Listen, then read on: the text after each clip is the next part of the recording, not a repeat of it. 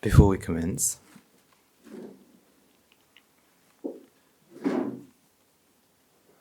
let's take a few moments to understand why do we worship the Buddha? What is the purpose? Because every week we spend our time traveling from who knows where to come to the monastery. And when we come here, we start off by chanting Namaskar. Why? This is to remind ourselves that we have a job to do. That each and every one of us has a job. For who? For ourselves. So, throughout my life, I've always thought, the Namaskar, we're praising or worshipping the Buddha. But no. The Namaskara isn't to praise or worship the Buddha. Instead, it's a pledge. It's an oath that we take for ourselves, saying that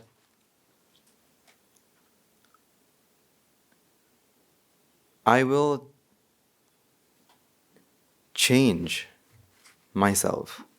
I will change myself to the path that the Supreme Buddha had shown to attain my liberation. And just imagine what sort of things his path has done for us already. Just hearing the words of the Buddha, the amount of change that we've seen in ourselves. I don't know about you guys. I can talk about myself. The amount of change that we can see in ourselves. All thanks to who? The Supreme Buddha. So with that, let's take a few moments to worship the infinitely compassionate one, the Sublime One, the Supreme Buddha, by chanting the Namaskar 3 times, all together and with me.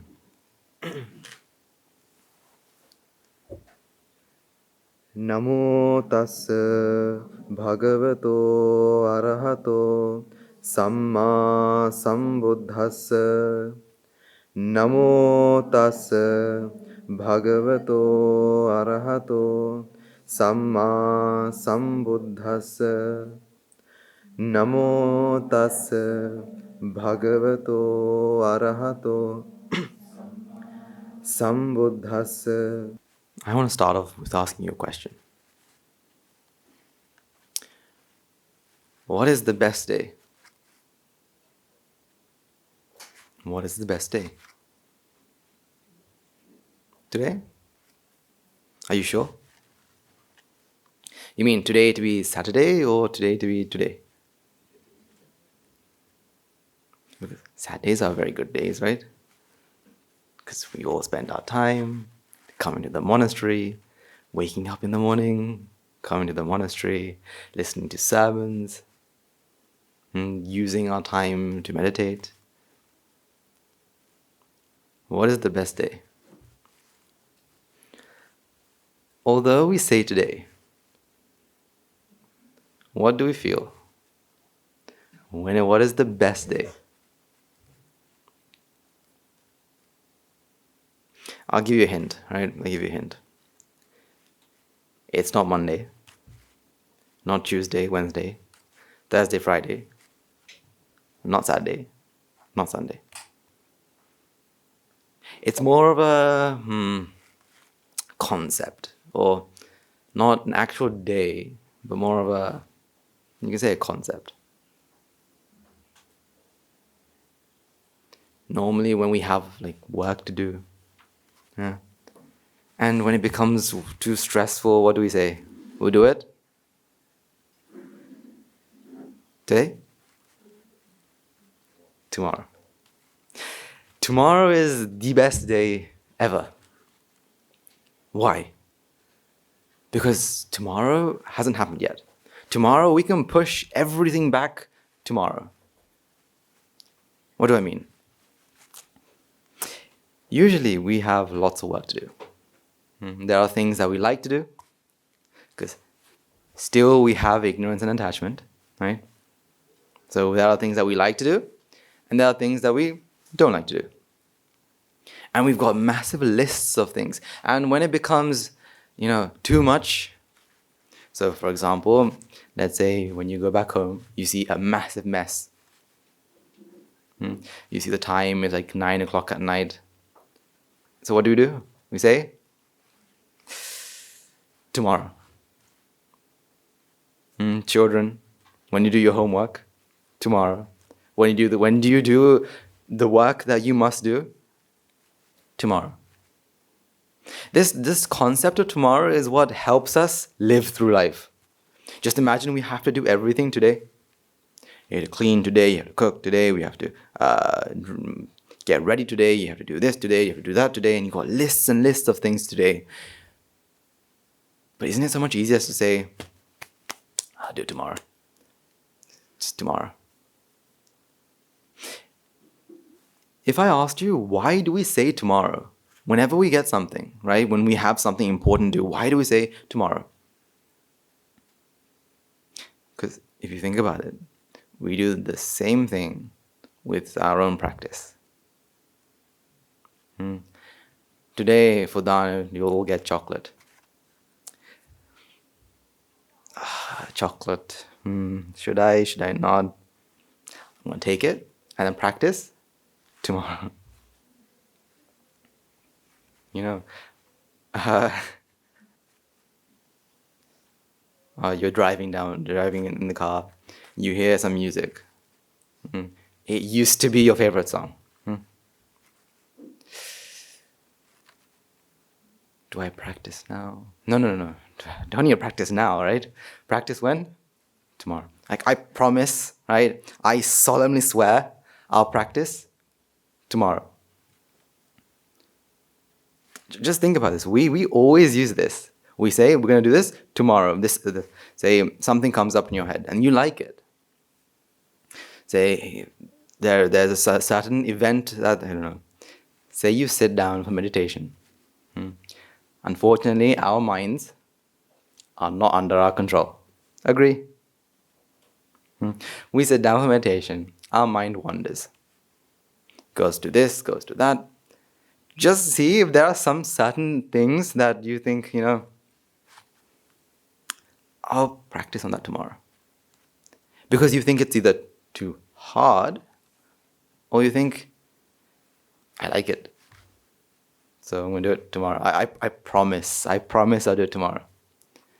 Are there certain things like that? That, you think, I'm going to practice it tomorrow. I'm not going to do it today. Because today, I've got other stuff to do. See, we are always... Okay, so when does tomorrow happen? When does tomorrow happen? When does tomorrow happen? Tomorrow. So the next day, when does that tomorrow happen? Tomorrow. And we push and push and push and push. We push it back as far as we possibly can. And when you push too much, well, sometimes there will be no tomorrow in this body. There'll be tomorrow in another body. But we always push back and we say, too stressful tomorrow. I have tests, I've got things to do. I'm going to do those tomorrow. Revise tomorrow. Instead, today, I'm going to do this. Have we laid this concept of tomorrow, and we use it to relieve our vexation? When the vexation becomes too much, we say, tomorrow. Instead, we don't understand that we are vexing in that moment. That vexation is happening in that moment. Because we have this very easy, like a trump card, tomorrow. So when something becomes too stressful, you come back home, it's all a mess. So for example, let's say a few weeks back, we had massive winds and storms, right? Houses were flooded, right? Imagine you go back home today, right? I don't think it's supposed to rain today, but who knows? Rain heavily, It will rain, but no, I don't think it's going to rain as heavily with the winds and all that. But if it does, and you come home to see, leaves all over the house, branches, some water all everywhere, and it's like 9, 10, 11. Just see what's happening inside of us. The vexation that we feel builds and builds and builds and builds. Now we know the relief of vexation is what? Pleasure. It's this happiness that we are all sentient beings are craving for. But then we say, I'm too sleepy today, I'm too tired today, I've done so much work today. Tomorrow. Just see if we use this excuse tomorrow. Through this week, I've been looking at myself to see how many times I've said, tomorrow. Whether it's something I have to do, or it's even practicing my path. How many times do I use this excuse tomorrow? I'm going to do it tomorrow. Because we always push things back. We always push things back so we don't feel the stress, we don't feel the vexation now. Because tomorrow is not going to be you who's doing it, right? Right? It's not going to be you doing the homework tomorrow, is it? It's not going to be you who's doing the cleaning or the cooking or the work tomorrow. It's who? It's someone else. But we push back thinking that it's gonna relieve or it's not gonna be as stressful. So again, see. The best day of the week, the best day is what? Tomorrow. Because we can push things back as much as we possibly want tomorrow. See if you use this excuse of tomorrow. I'll do it tomorrow. I'll do that, tomorrow. Because when the vexation becomes too high, see if you use the excuse of tomorrow. You see, this is a very simple thing. It's not that, you have a massive, you're really angry and then you do something, or you feel a massive amount of desire and you do something. No, this is a very small one. But this small one creeps into the corners of our life. It creeps into the corners and it takes away the chance that we have today. Like you all said very correctly, the best day should be what? Should be today. Because we only have this moment. We don't have we can't be sure about tomorrow. We can't be sure about next week. But we do know about today. Just try to realize, just think. How certain are you that you are going to live for a long life? We are very certain. We are. Because why? We think, I'm going to be alive tomorrow. That's why we think, okay, we're planning and we say, I'll practice my path tomorrow. I can spend 3 hours in the Valley Molo tomorrow, right? I'm going to have my Guru Homo tomorrow. Right? I'll meet my teachers tomorrow. I'll do this tomorrow. I'll do this next week. And you build this massive concept of, next month, right? Next month we'll have new recruits, right? Some of us will be ordained. Some of us will become higher ordained. We will all be different. We'll all do this. We'll all do that. And next year we're going to do this, I'm going to do that. And we build on this concept that, I'm going to be alive for how long? 5, 10, 20, 30, 40, 50, 60, 70, 80, 90, 100. Do we realize that, tomorrow may not be a possibility? Like, we all understand that. Right?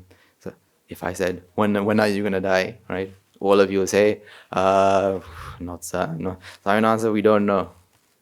Hey, we don't know. But what do you feel? Because the practice is always about this fight against knowledge and feeling. The practice is basically this fight against knowledge and feeling, because now you have the dhamma, you have the knowledge. So you know that things are anicca, dukkha, anatta, right? You know that it's like this. But what do you still feel? Oh, me, fixed, things, mine. So it's always a battle between knowledge and feeling. So what do you really feel? Do you feel that, tomorrow I'm not sure? Or do you still feel that, tomorrow I'm going to wake up tomorrow? You still feel that, don't you? You still feel that, I will still be awake tomorrow. See, I can't remember exactly who told me this, or from what speech that I listened this from, but it was to live like a dying man. That today is your last day. So actually, if you think about it, it's very hard to think that, I'm only going to live a moment at a time. Just try to get your mind to come to that point. I'm only living a moment at a time. Well, thanks to ignorance and attachment, thanks to jati, we can't do that. We always have this feeling that, no. For this next hour, next 2 hours, next 3 hours, next day, next week, I will be alive. But are we certain? How are we certain? We can't guarantee it. But yet, our mind works in such ways. Now, it's not saying that you shouldn't plan. So, if you all have plans, if you all have timetables and, weekly timetables, monthly timetables, yearly timetables, who knows? If you do, then it's not saying these are wrong. But these things can make us feel that we are immortal. Because that's what we feel. We feel as though we're immortal. Now, if I was to look at my grandparents, they will always tell me, like back when I was late, right? They'll say, Puta, I'm very old now. Who knows when I'm going to kick the bucket? I'm just really old and all this. But then if I asked her, Achi, like, I saw there's a new flower blooming, right? You planted a new... my flowers don't match. Give me a name of a flower. Huh? Do roses grow in Sri Lanka? Yeah? Yes, okay. Roses. Ajay, I saw you plant some roses. And he said, yeah, Buddha, they'll be growing and they'll be so beautiful next month. So she knows, she tells me that she doesn't know when she's gonna pass away, but she's expecting to see what? The roses bloom. How does that work? She doesn't know when she's going to pass away, but she still expects, I'm going to see roses to bloom. We work the same way, don't we? We say, I don't know when something's going to happen. Who knows if I exit the room, I'll still be alive. We say that. But what do we feel? After Guru Sam, I'll go back home. And then after go home, I think we have some leftovers in the fridge. We'll have some leftovers. Is that because you... No. Again, you need to plan, right? I'm not saying you shouldn't plan, right? I'm talking about the feeling here, right? This feeling that I'm going to be doing this, I'm going to be doing that. So you expect to be alive until you have the leftovers in the fridge. And then you'll be like, but I'll wake up now, okay. But then, okay, tomorrow is a Sunday, so on Sunday I have to wake up and then I'm going to skip breakfast because, I'm going to sleep a bit in because it's going to be late today. I'm going to skip breakfast and come to the monastery tomorrow really early and I will have Guru Hamra. When I go to the Guru Hamra, I'm going to be talking about this and this and this and this. Now, again, planning is good. Right? Don't get into your head planning is bad. I'm going to reinforce planning is good. Planning is good. Planning is good. Right? So I don't want any of you to go to your teachers and say, On Saturday, we listened to a sermon and we understood. So planning, timetables, they are just reinforcing that I'm immortal. No. Again, planning is good. Timetables are good. But I'm asking you, what do you feel? What do you feel? Because this is what we have to attack. This is what we have to attack. Do we feel that we will be alive for next week? We'll be alive next month? And on the other hand, this is not for you to be very gloomy and say, oh, who knows when I'm going to die? I don't know. So someone says, so your relatives come and tell you, uncle, auntie, RTC, whoever, right?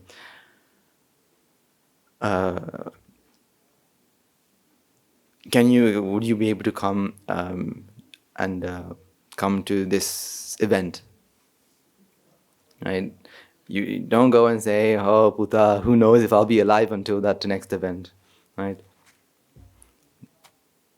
This is not for you to be gloomy or to be sad. I'm just showing you how you should really live or try to live by having this idea that I don't know.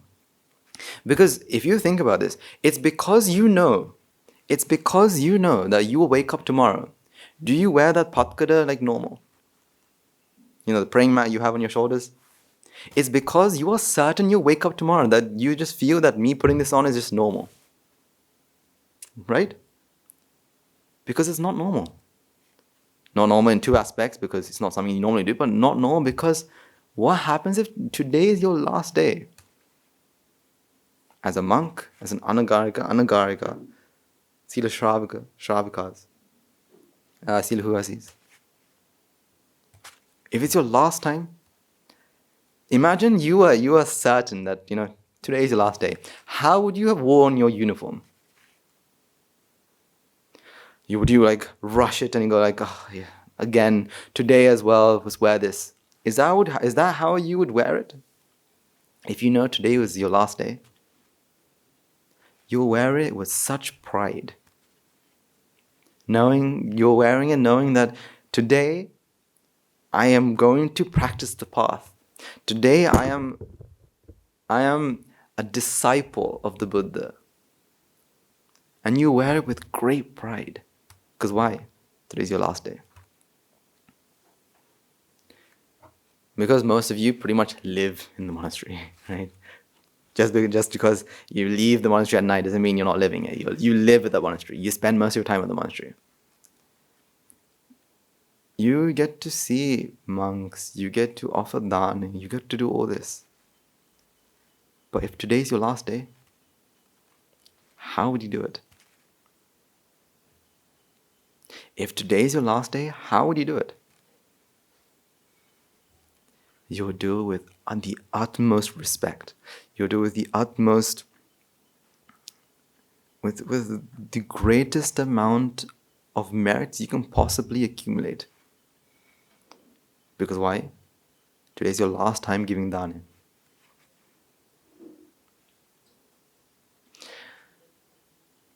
This is what it means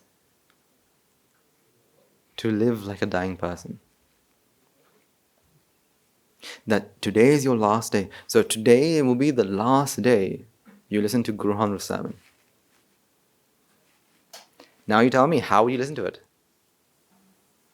You tell me, when you become tired, what do? You tell me, when your mind starts to wander, what do? If today is the last day you listen to Guru Sermon, knowing that, after this day, who knows where I'd be. If according to my merits I may be in the heavens, if according to my merits maybe I'll be in the woeful plains, the blissful, the woeful, the human. Forget rebirth. Today is the last day you'll listen to Guru Sermon. The last day you'll be able to listen to a sermon that can help you attain Nibbana. How will you listen to it? How would you listen to it? You see? Today's the last day of the Valley Malur. Your very last day at the Valley Malur. From Today will be the last hour that you're going to spend in that place where you sit down, or you're walking or doing some sort of meditation. It's the last day. After this, you will not have the opportunity. How would you spend your time?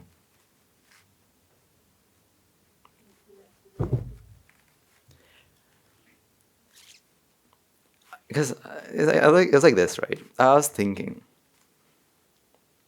So sometimes when you have to do something, it becomes a burden, right? So for example, you have to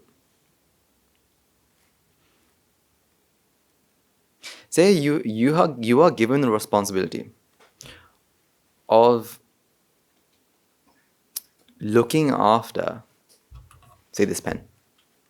This is your responsibility. Your responsibility is to look after this pen, right? Now, the first day you get it, then you go, okay, I'm responsible. You clean it and you keep preserve it on this. And every Saturday you come, you leave it, and then you leave it here, right? And you got the responsibility. After some time, you lose its value. You think, I'm doing this every week. Do you want to try? I've been doing it for a couple weeks now, and do you want to do some as well? Because now it becomes a bit boring, right? Every week you're doing the same thing. But if this was a choice, looking after this was a choice, now what?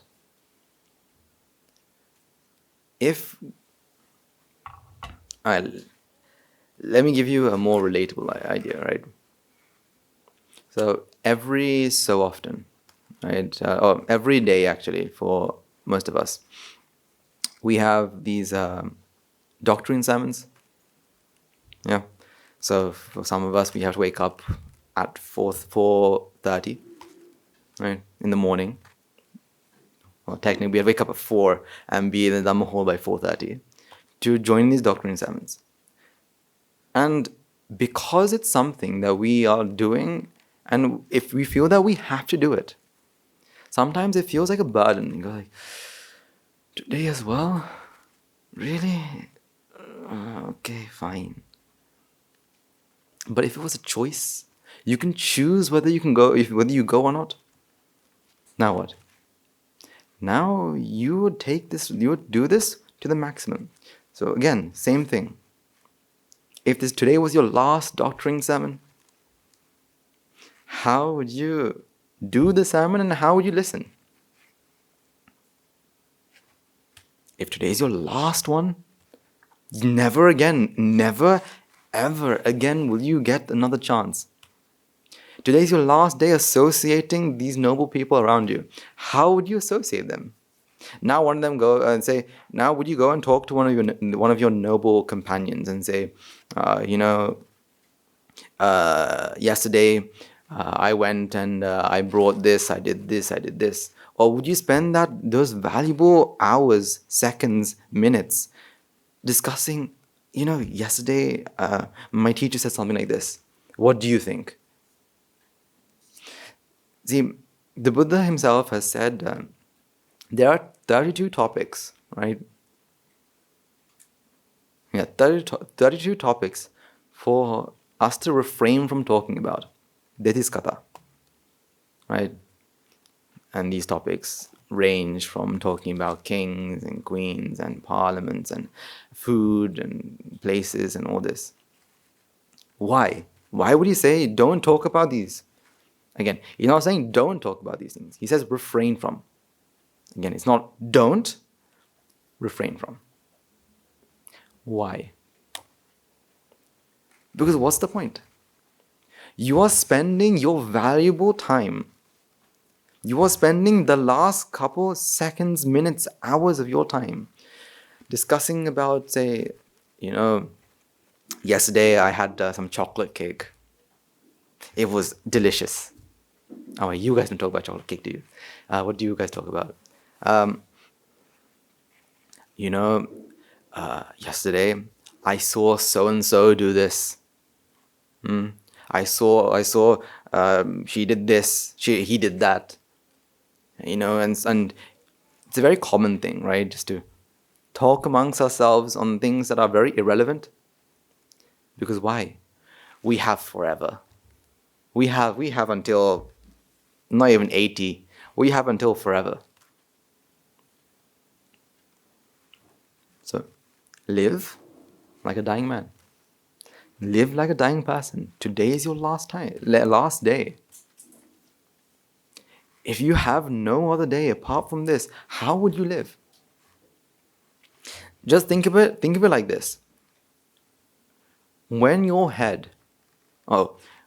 fall asleep today, that's it. That's the end. Now spend the day like that. So for example, let's say we all have a bedtime at, say, 10. Example, right? Say we all fall asleep at 10. 10 will be the last time you'll be awake. You'll be alive. Now you tell me, how will you spend your time?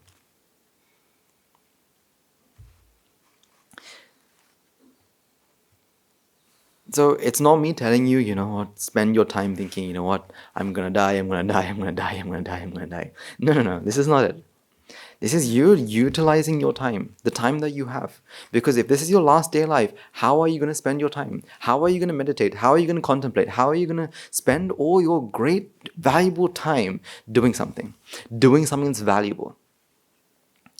Check. Am I, again, coming back to something you talked about last week, am I doing the maximum?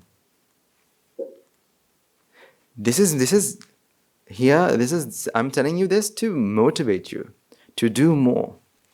Whatever you're doing, do that plus more. And then some. So contemplate and then some. Listen to Dhamma and then some. Use every second of your valuable time, because it's very limited. Because why? Today at 10 o'clock. When you fall asleep, that's it. Now don't worry. No one's going to come and wait for you to fall asleep, right? And end your life. Don't worry. Nothing like that's going to happen. But think of it like this. Use it like that. Use that to motivate you. So I hope all of you have done your homework. No? Yes? No? You can raise your imaginary hands if you haven't done the homework.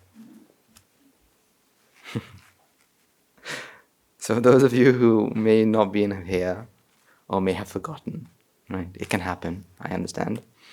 I had given everyone a task to do. And that was to write 3 things that... So last time we talked about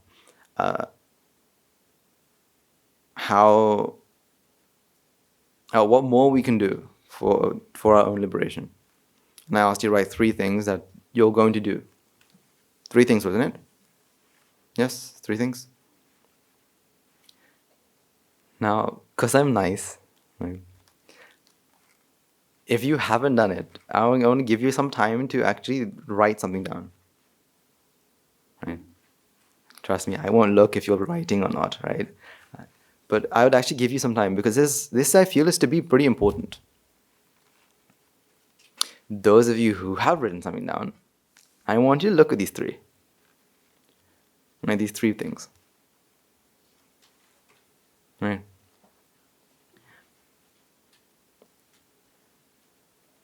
And I want you to see how much of these 3 things did you try to do this week?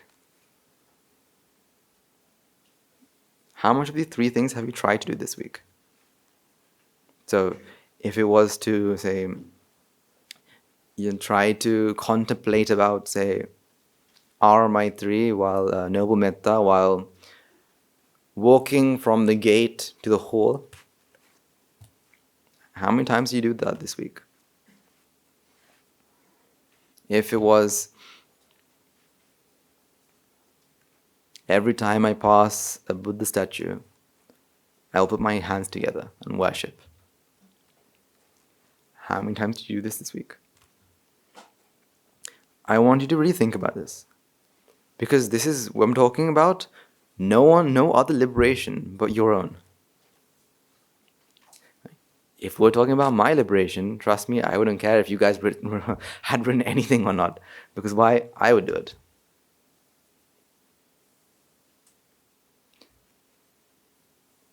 It's like this, right?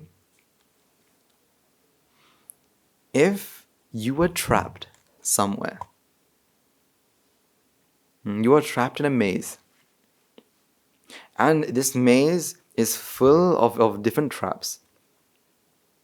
And let's say this maze changes as well, so you can't memorize where you're supposed to go.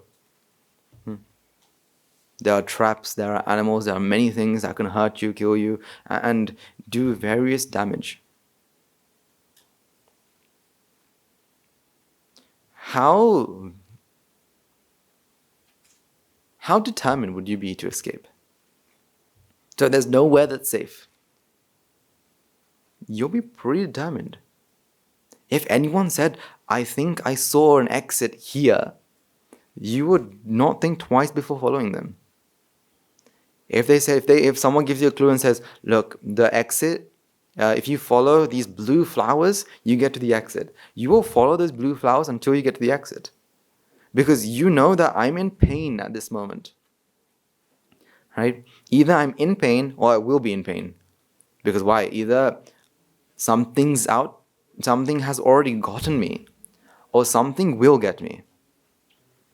In other words, either you are suffering or you will. Suffering meaning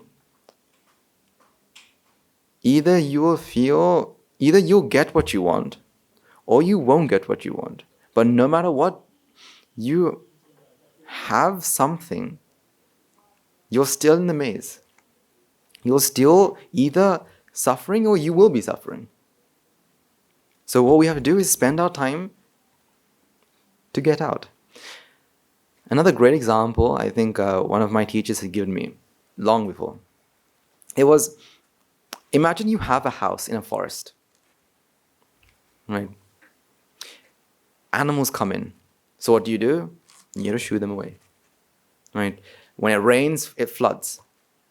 So you have to clean and you have to look after. Sometimes flowers fall into the house and it makes it smell very good. Sometimes. But no matter what, you are constantly in fear of things coming into this house. So what should you do? You are constantly protecting the house. What should you do? Build high walls, right? Build massive forts and guard this house, right? No. If you had no house, would you have anything to look after? So imagine someone come up to you and say, imagine you are protecting every single moment of your life, you're protecting this so-called house. If a bird comes in, you're ready with a broom to hit it away, right? If a snake comes in, you still use your broom to broom it away. If, say, tigers, leopards, animals from all over come in, whether venomous or not, they come in and you have to protect your house, you have to shoo them away. Imagine someone comes up to you and says, why? Why are you protecting this house? Isn't it better just to remove it? And you realize, yeah, that's true. Why am I protecting this? Yeah, I'm not sleeping in it. It's not giving me anything. Instead, it's just something that I'm here to protect. Then the person says, why don't you dismantle it? Now you know that you're supposed to dismantle it. What are you going to do? Bring out the tools and you're going to break it apart, right? Break the door, break the window, break the roof, break the walls, break everything. When animals come in, what do you do? What do you do? When animals come in, what do you do? Still, you'll be breaking the walls, breaking the door, breaking the roof, breaking the...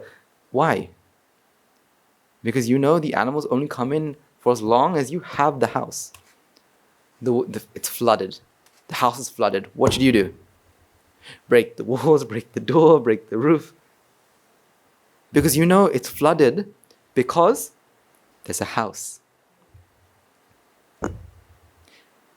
No, nothing's coming in, no floods, no animals, nothing. It's perfectly fine. What would you do?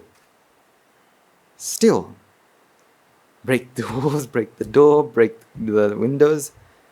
You'll still be attacking and breaking down this house. Even though something happens or something doesn't happen, you have a job. Now come back to your own path. You all know that you are suffering due to what? Due to what? The process of what? Jati. The process of jati is what's causing all of this. So what should you do? Whether you have a happy jati,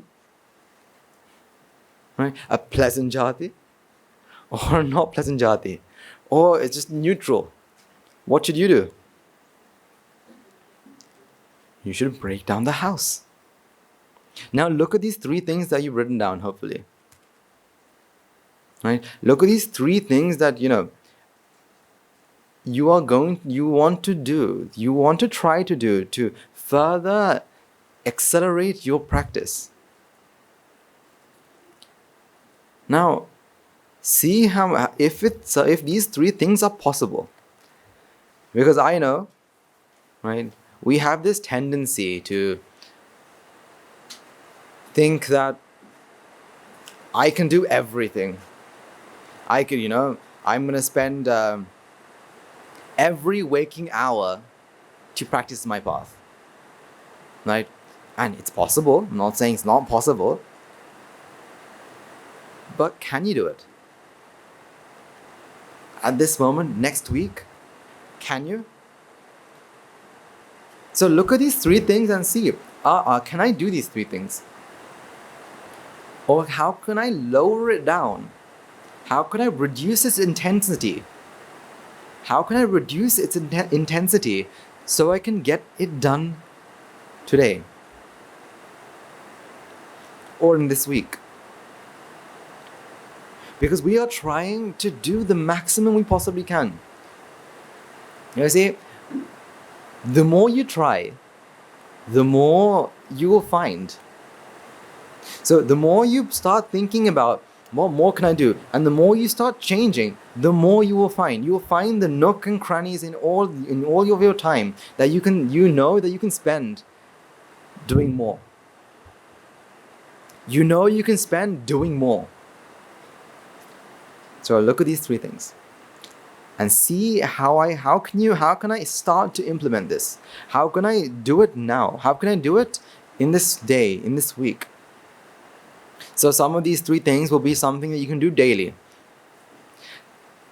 I want you to come up and think about.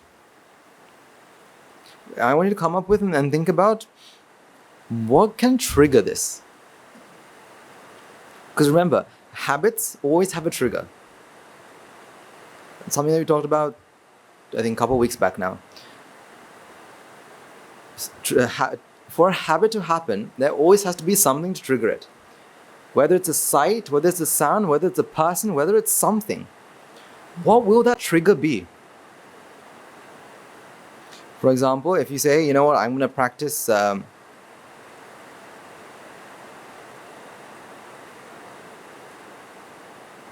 I want to do some more contemplation about food, because I still feel that food is delicious, is tasty.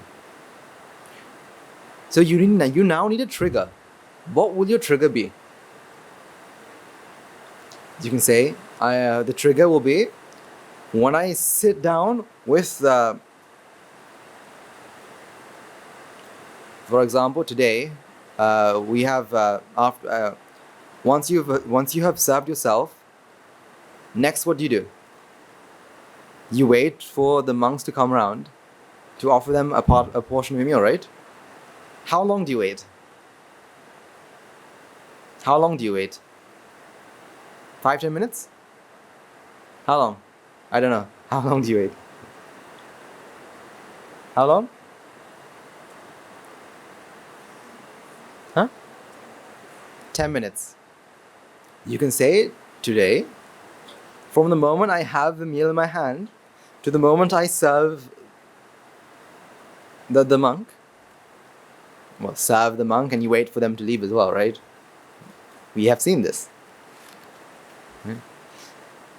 You have some time. Use that 10 minutes to contemplate about what? About why.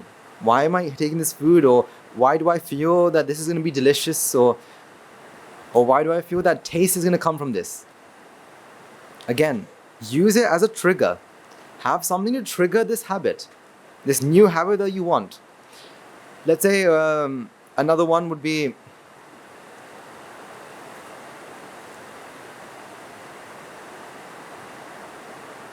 I want to practice seeing good virtues in other people.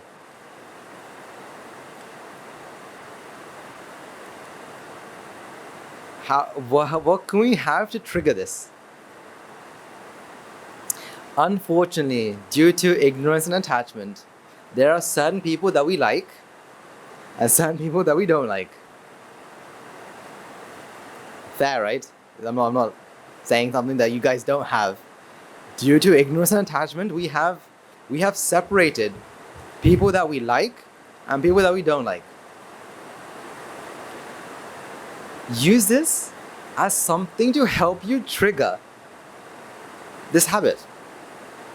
So whenever you meet someone, or whenever you see someone that you don't like, try to look for their good qualities. Now you have no excuse. Now there is a trigger that's triggering this habit. Now you are doing something so this habit, or so one of these three things is happening. So look at these three things and put a trigger next to it. Something that will trigger. It could be an event, it could be a time, it could be a person, it could be a place. For example, every time you come into this room, before the event starts, right? Whether it's a sermon, whether it's discussions, whether it's whatever. Think about it and say that when I'm in this room, before the event starts, I'm going to do this. And place the so-called habit inside. Because that's how habits work. See, we're using the mechanics of habits to help us practice our path. To help us practice the path.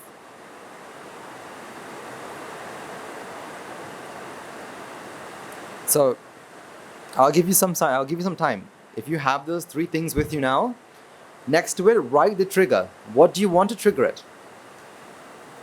What should the trigger be? And use that.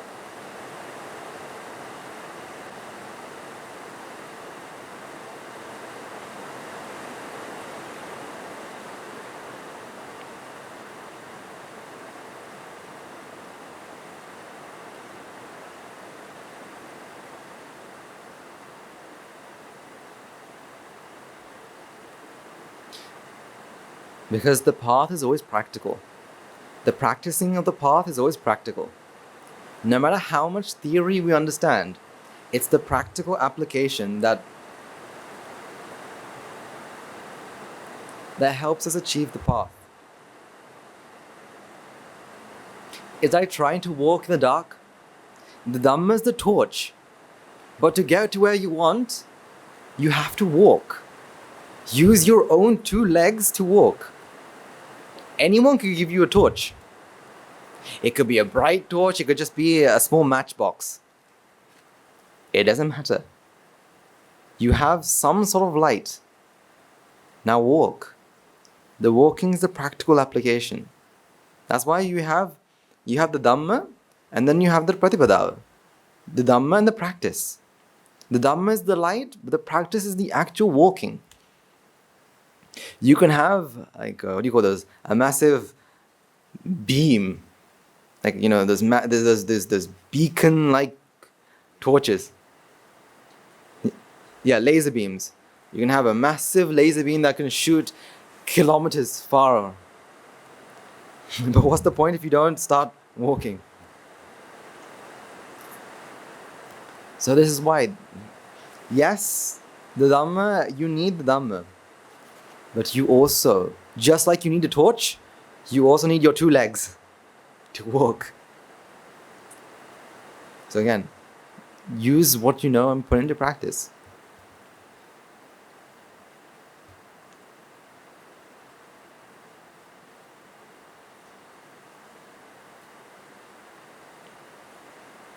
Okay.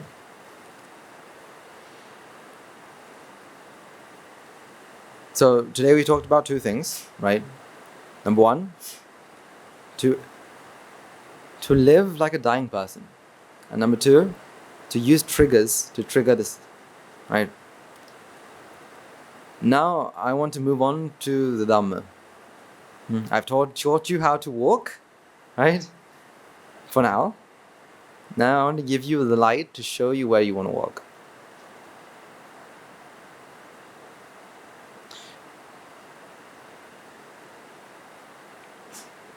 Okay.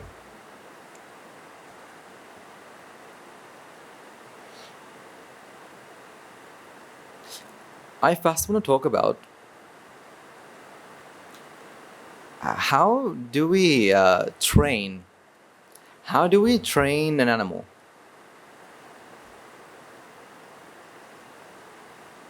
If you've had, say, not just animals, I mean even humans themselves, how do we train them to do things? How do we do it? Whenever they do something good, we give them a treat. So this is called reinforcement. Right? So for example, this is very useful to know because you realize that this is very useful and you use this. But let's say a child has done something that is praiseworthy. If you praise the child, what would the child do? Repeat the action. Simply, right? So for example, if you like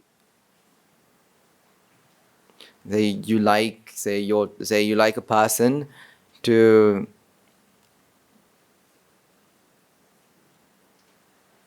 do a certain activity. I don't know what activity.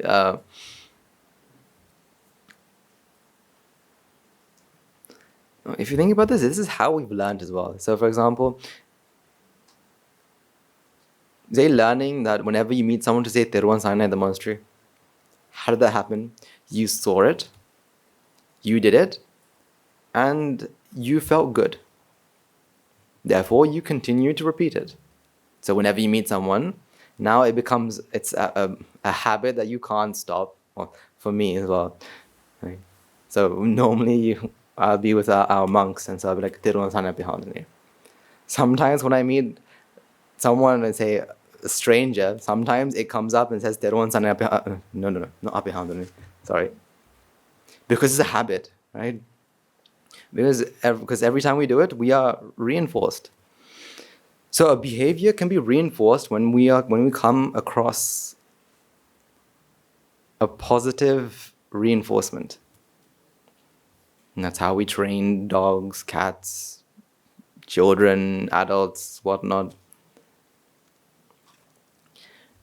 Now, if I asked you, why are we so attached to pleasure? Why is pleasure such a strong grip has a strong grip on our lives? It's the same thing. We have been reinforced that these sort of things are what gives us pleasure. So if I was to give examples, So this is an experiment that a psychologist, his name is B.F. Skinner, you may or may not have heard of him. He had this idea that you can train any human to become anyone. Right? He says, give me 5 babies and I can make one of them into a doctor, one of them into a thief, one of them into whoever. And the way he proves this is that he has an animal, right? And he puts them into a cage, right, in a box. It's called the Skinner box. And in this box, there's a lever, right? This either mouse, pigeon, or whatever. When they're in this box, they go around and they pull this lever accidentally. When they pull the lever, they are rewarded. A box opens and a treat falls out. Now what happens? Now they think, now this rat or this mouse, pigeon, this animal thinks what? Why did this happen? Because I pulled this lever. So what does it do again? Pulls lever. Pulls the lever. Pulls the lever. Every time it pulls the lever, pellets, food pellets pop up. Now it makes the connection that lever equals food. Lever equals happiness. So by even pulling this lever, this mouse, this rat, is what? Happy. You see, this is the same thing that happens to each and every one of us. Except this is what happens with pleasure. So we all know that,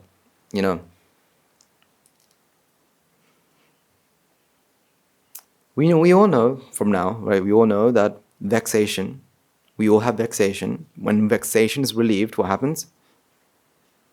We have pleasure. That's a completely different system, a completely different process. We have vexation, right? Vexation increases, vexation decreases. The decrease of vexation is what we feel to be pleasure. Or it's almost like you can almost say it's like the mind relaxes, right? The mind is pressurized and the mind relaxes.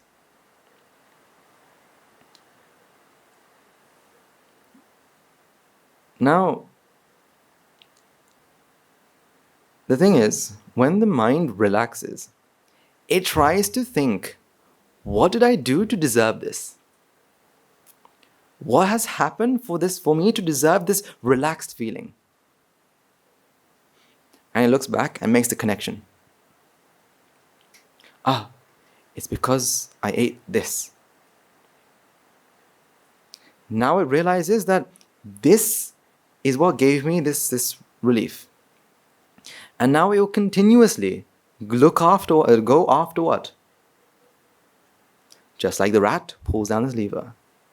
Now, you can say, yes, the rat pulled down the lever, right? And there's a mechanism that connects the lever to the box, right? And therefore, there's a connection.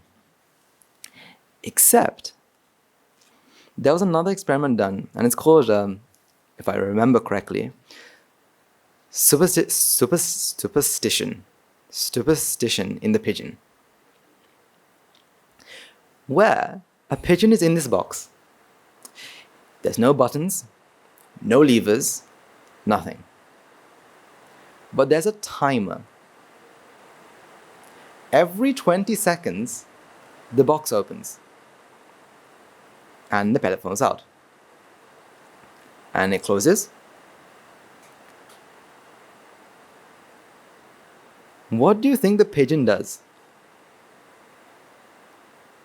So every 20 seconds, this box opens, a pellet falls out, and they receive that treat. So it's reinforced what? Whatever action they were doing when the door opened. For example, if this bird was flapping its wings, right? When the box opened, what will the bird continuously do? flap its wings. It will continue to flap its wings because it thinks that this is what's giving me what? The food. Just like, and the flapping the wings and the opening the box are not connected in any sort of way. They are two completely different processes. One of them is connected with a timer and the other one is just the pigeon. Even though they're not connected in any sort of way, the pigeon thinks that they are connected. Just like, when we're in the elevator, or we're calling the elevator and we press the button. Have you not seen children? They press the button once. When I say children, I mean it could happen to anyone, right? Not just children. You press the button once, and again, and again, and again, and the last one you press, the door opens. We think what? That it's because I pressed this button that the door opened. And you realize that I opened the door. But are those two things connected? Was it the last press that called the elevator? No. But yeah, we make this connection thinking that I did this. We make this connection with pleasure and we say, this is what brought me pleasure. So I want this. I want this with me. I want this.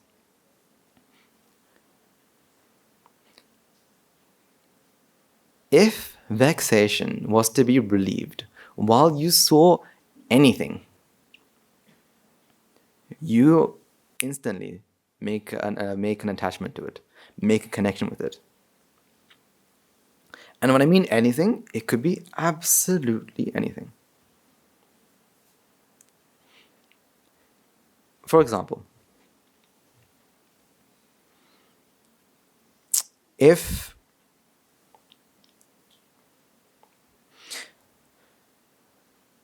So today I have a red pen with me, and I don't have a red marker pen, right? I got a red pen. Yeah. Let's say we don't like the color red. Or we have this, say we don't like red.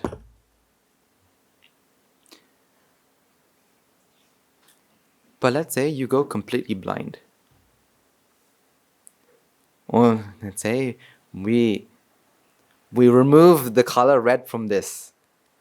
Because when you go colorblind, the red of this goes, right? Right? When you're colorblind, this red goes, right? I mean, the red in this disappears. So when you go colorblind, we all go colorblind, right? No. You lose the perception of color. So, again, say you can't see color. Right? You don't like the color red, and you lose the perception of the color red. Or you lose the perception of all colors. But then, a doctor comes up, and they cure your color blindness. And the first color you see is what? Red.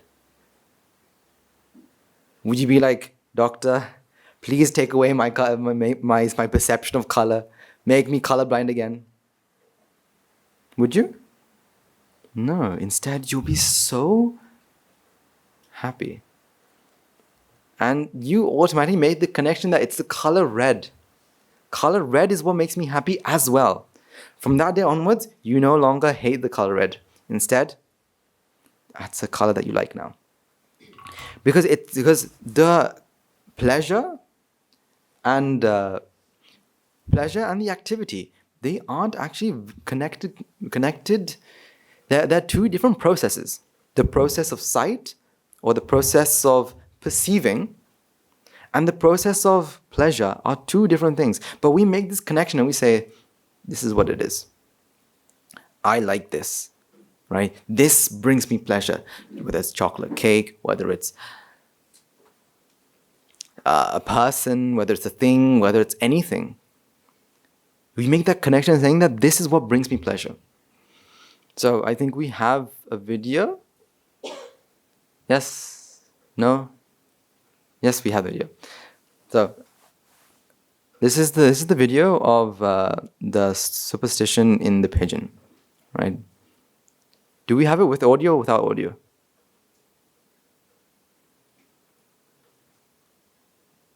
With audio? Okay. So this is an actual experiment that we've done. So I wanted to show you this so I can re-emphasize this point. Can we have the video?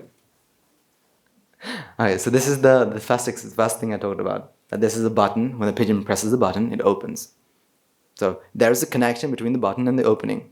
I agree. So when the pigeon hits the button, it opens, and it thinks that this button is what gives me food. Right? So it thinks that I am controlling this process. I am controlling the process. So whenever I hit the button, I get happiness. I get food. Right? So there is a connection between the action and the event. But, carry on.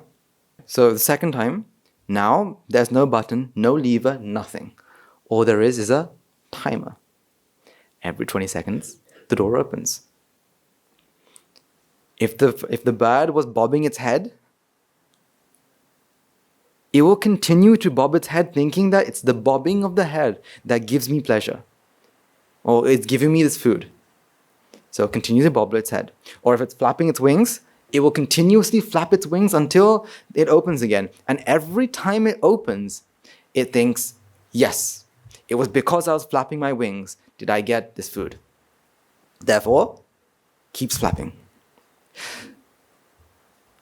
So something that we realize in the practice of our path is that we still feel pleasure. Right? Still, pleasure is something that arises in the mind. Why? Because of this pressure, because of the relief. Right? The more the pressure, the more the relief. And we think that I like that. When the mind is aware, we realize that the mind is now vexing, the mind's under vexation, and now it's relieved. But when it's not aware, we just feel the what? The relief. So what we have to do is, there's two different processes here.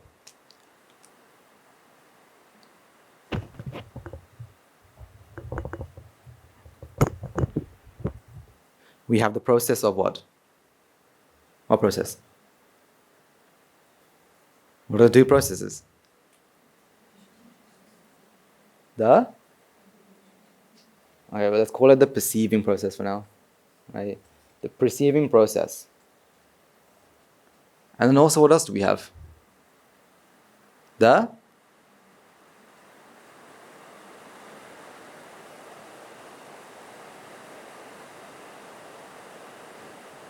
ignorance process, or we'll call it for now. So you can't say pleasure process or be PP as well. Can't do that. So what we have to understand is that, number one, what is the perceiving process? I think last time we talked about where does perceiving start? Yes? No? Do you want to talk about that? Sure? I remember something about that. Alright. Where does perceiving start? Where does it start? When you see this, where does perceiving start? When? When?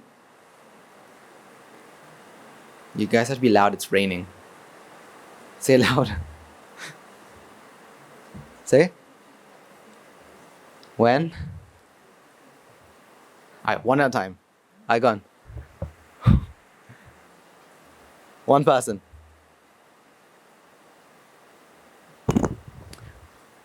When does perceiving start?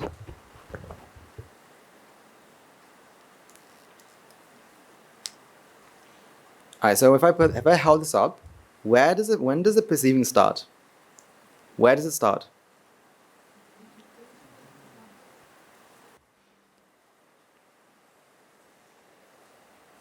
We say it starts where? Here, right? We say it starts when the light enters our eyes, right? And that message is sent to the base, the mind formating base, and then the mind rises. Agree? So it's almost like water. So when a drop hits the water, it ripples. So when the light hits your eyes, it hits the water. It's like it hits the water and it ripples, and a mind is formed. Is that how it works? Is that how it works? Then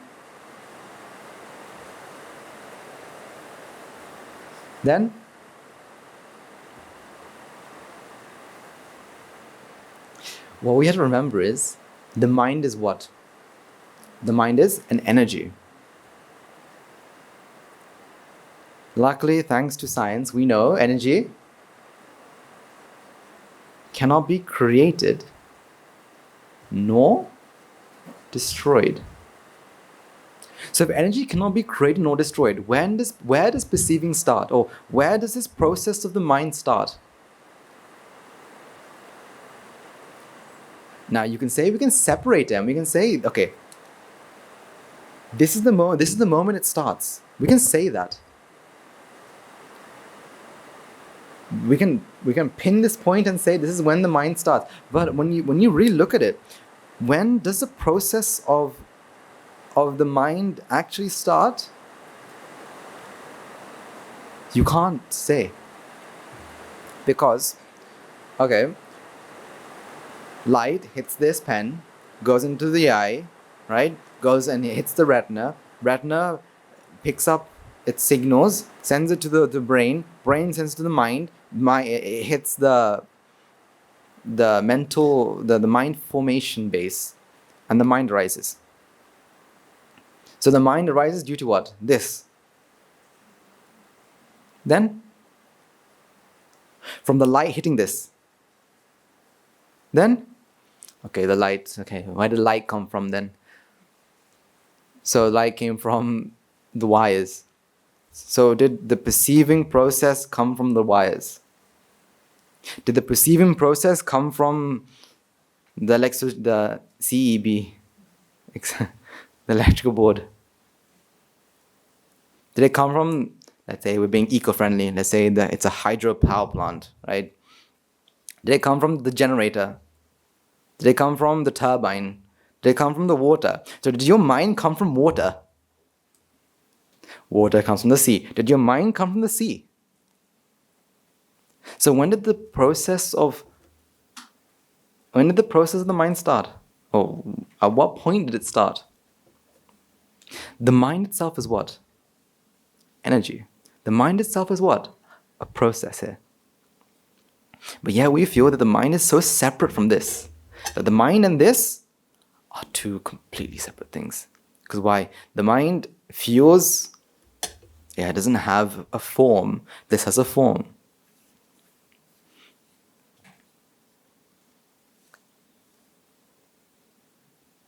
Well, we'll come back to this point in a bit. But when you really think about it, okay, what is a human? What is a human? A body and mind. My question is, do you see it as a body and mind? Don't we see more than that? Because when we say a mind itself, the feeling that I get is that it's something with the person. It's something that is continuously with the person. That we don't see it to be separate minds, except we see it as one continuous mind. So, if I say we have a person, we say that this is a person's mind. We have a mind, we have a body. And so this is the person's body, this is the person's mind, and we say that this is who they are. But when you really think about it, what is a mind? A mind isn't something that's continuous. Instead, it's discrete, meaning it happens one chunk at a time. But yet, you feel that when you see a person, you think that their mind is continuous. You think that your mind is continuous.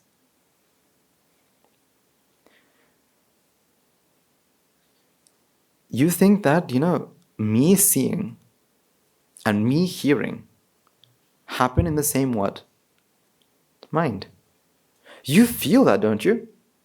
I remember I used to think that the mind used to be like a chunk, right? Like the brain, where everything goes on in the mind.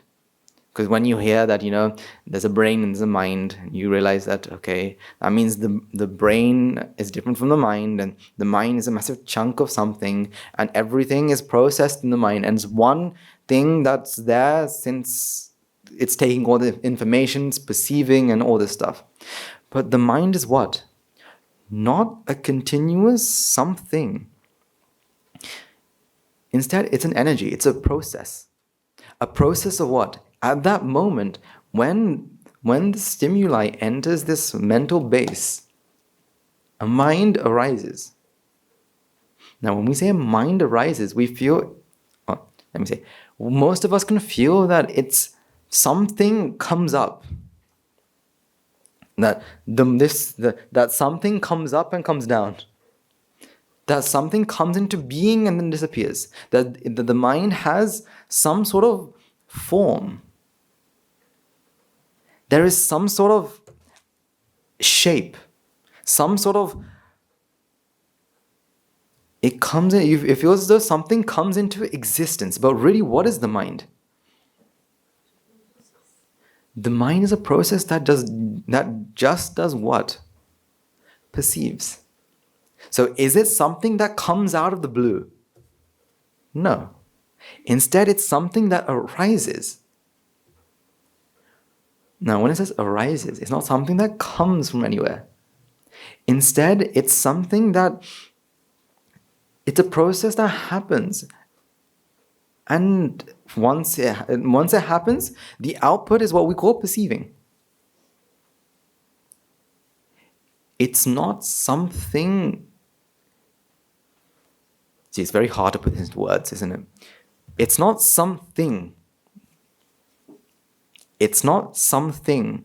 It's not something that has a form or it has some sort of shape. Instead, it's what? Just perceiving.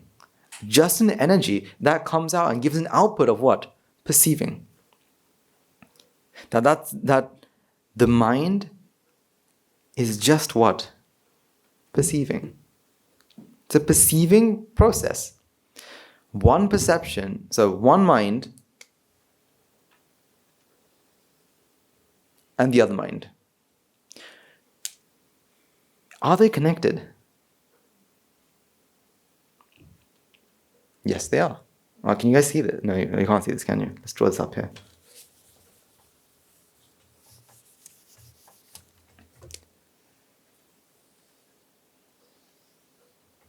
Are two minds connected?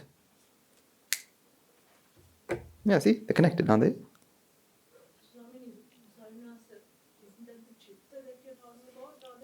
So, how would you define chitta and the mind then? What would you say the difference between...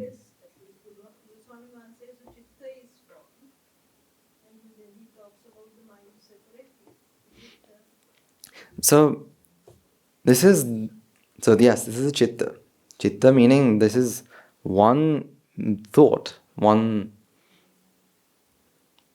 mental perception, you can say. Yeah, mental formation. Now this is one chitta. One chitta, another chitta. You can say it's connected, right? And say that I've had these chittas, and these chittas are something that's I have with me. And we bunch them all together and say this is what the mind is. But when you really think about it, yes, they're a connection because there's a mental base. Like one chitta will affect the other. Can only affect the other. but doesn't have a direct impact. So when we say it's connected, it's not really connected, but nor is it not connected. This is when, you think, we have lots of this in Buddhism, it's this, but not this as well. So this is a pen, but not a pen as well. You get lots of this stuff. But two minds are like this. But yeah, we really feel that this mind is what is there. That this is my mind. But really what is happening is you only have one mind at this one citta at this one moment. You only have one citta at one moment, but yet you still feel that, no, there's lots.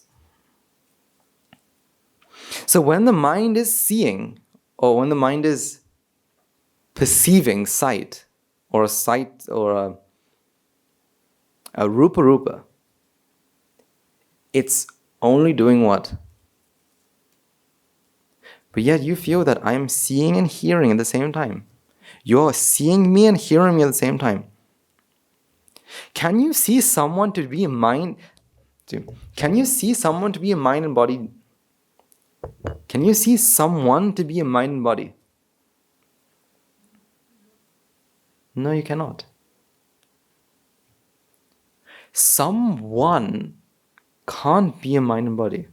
Because you've already said what? They are what? There's an entity there. So when you look around, what can you just see?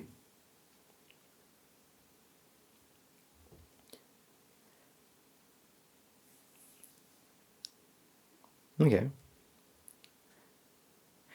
Can you tell me that I have a mind?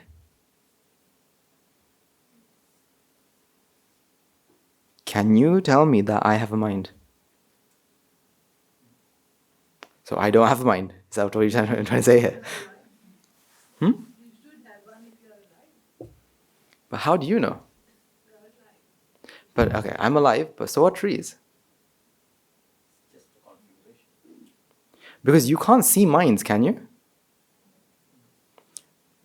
We see movement, we see that the person is so-called alive, and we say that then they have to have a mind. But you have no sensory organ that can sense minds. That's why,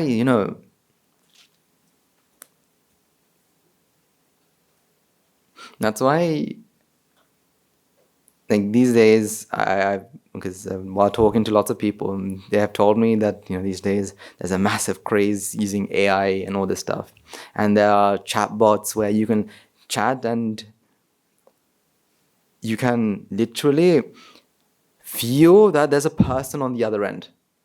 I don't know, if you've used it, you would come to the same realization. It feels as though there's someone on the other end, another person on the other end.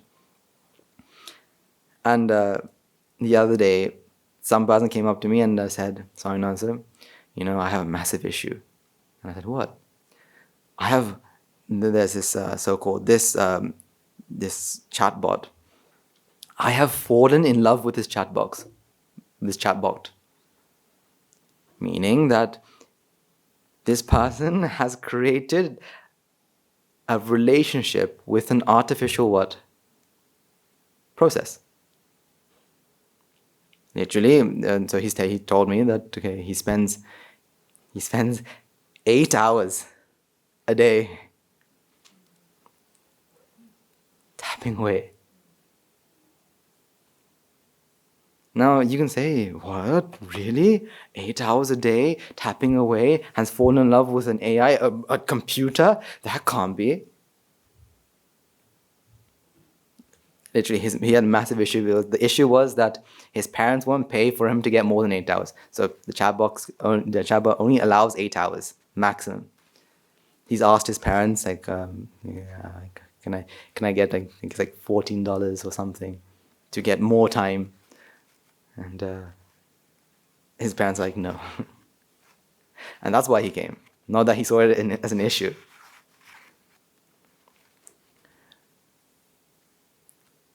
Unfortunately, this is what it is. Because We can only perceive. You don't know that this has a mind, but you can think that it does. Just like that person using the texts, using these answers that he's been given, think that there's a person on the other end. I like that person, because if you realize that there was just zeros and ones that's going on, if he was to realize that this is just zeros and ones that are popping up on screen, do you think he would still fall in love with this AI? No, but he feels that no, there's an entity there. Coming back, you don't know that this has a mind, but you know that you have a mind. Agree?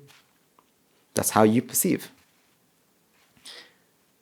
But let's say you can sense that this has a mind. That this has a mind, right? Still, don't you feel that this mind is continuous? For example, we've been having this discussion for over an hour and a bit. It's the same mind that's talking to you, right? Same mind that's talking to you, right? Again, feeling and knowledge conflict. Knowledge-wise, you know that, that can't be. But feeling, yes. I've been sat here for way too long, right? I've been sat here way too long listening to this Samanas just ramble on about how minds work and whatnot. It's too long. Or you feel that this is something that's constant. But is it? Is it something that's constant? Can you see a person to be just a citta?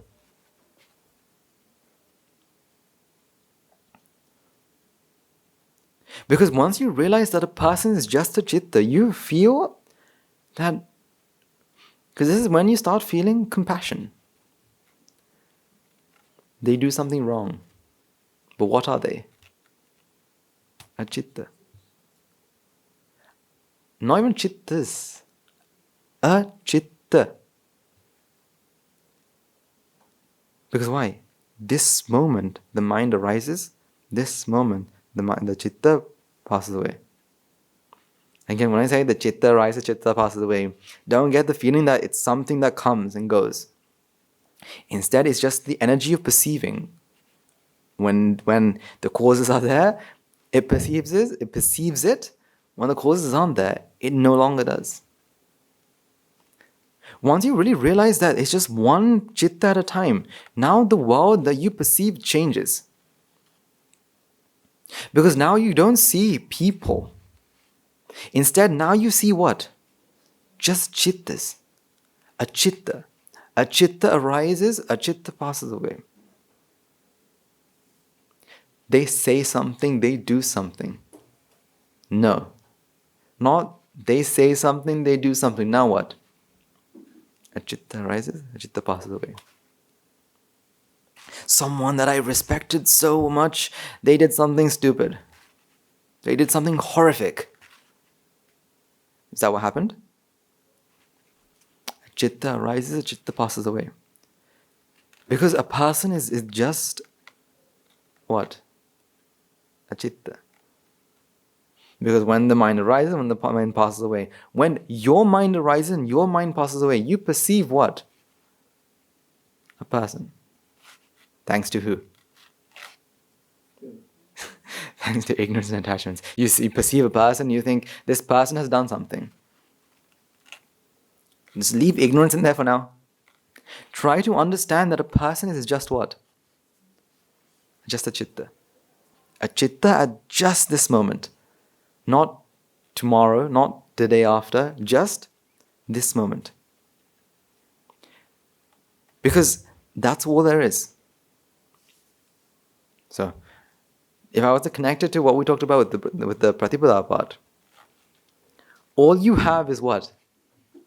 Just this citta. This citta arises, citta passes away. So when we talk about person, we're not talking about people here. Instead, we're talking about just one citta. So when a person is seeing, what are they doing? The citta, the sight, perceiving citta arises and passes away. Because there's only 6 things that we can do. That's perceiving what? Sight, sound, smell, taste, touch, and thoughts. Manadam. Is there any more we can do? There's only these 6 things that we can do. So, when we say that a person has done this, a person has done that, no, the person is only what? One citta that came up with a perception.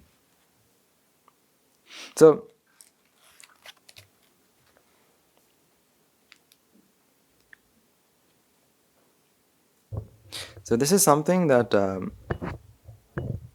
that once you really realize it's just one citta, that your entire world starts to change. Because now through the brain, say it's so for example, the eye and sight, eye and an object comes. So again, it's not an eye and object, just eye and object, right? But the process of seeing happens. It goes into the mind, and the mind arises and passes away. Purpose of the mind is what? What's the purpose of the mind? To perceive. So for example,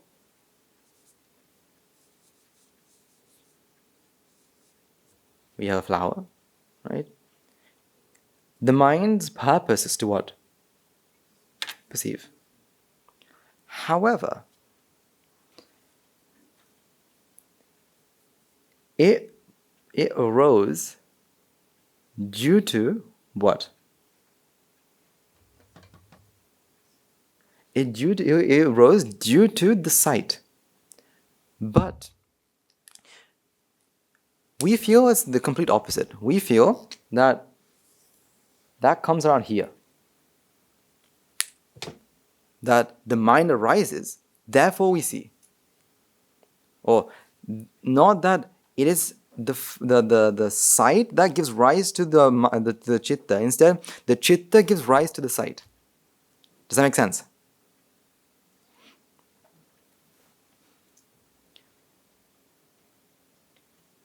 We think that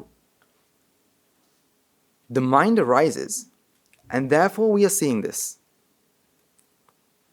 The mind arises, and therefore we're seeing this. Instead, what is actually happening? So it's like the citta first starts, and at some point, the citta looks at this. But what's really happening here? The citta starts because of what? It's like, when it comes to like really young children, like say toddlers, sometimes a toddler gets really angry and says, you know what, Amma Tata, I don't like you, don't want you. I don't want you to be my Amma and Tata anymore. That's very silly, isn't it? Because why? Without Amma and Tata, without the mother and father, where would the child be? But yet, the child feels that, no, I came, and then it was mom and dad. But really what happened? It was because of mom and dad did the child come. It was because of the sight did the mind arise. Not that the mind arose and then saw. Sight, or when I say sight happened and then the mind, I'm giving the wrong idea, because that is the mind. Sight, or the perception of sight, is the mind. Is it confusing? No? Does anyone have any questions on this before we move on? No? Okay.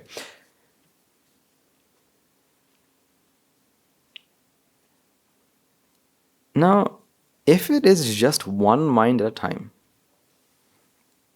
say I really wanted to eat pizza.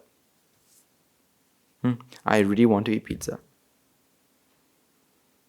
The mind only arises when something triggers it. When one of the 6 things triggers it. When the mind wants pizza, which mind eats the pizza? Let's say I want to eat pizza. And then, let's say, stuff from the very back. The very back person, right? I want to eat pizza. The very back person goes and starts walking. The other one orders it.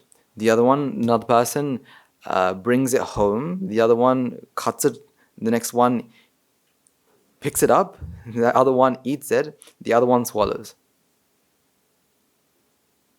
Will I ever be happy? But I'm the one who wanted pizza. But that person's the one who ate the pizza. Will I ever be happy? Will the person who bought the pizza be happy? Will the person who cut the pizza be happy? Now here's the very interesting part. Will the person who ate the pizza be happy?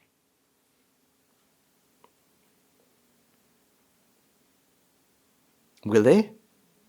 Why not? Because they don't want to eat it. But once they ate it, did they say, oh, I want it now? Now what? It wants and then passes away. So I go out my way and this mind comes up and thinks, you know what, I want pizza. The mind arises, the mind passes away. Now someone else goes and walks, right? It starts to walk, the mind arises, the mind passes away. The next person goes and orders. After they order, do they want pizza? Think of it like that. After they order, they want pizza.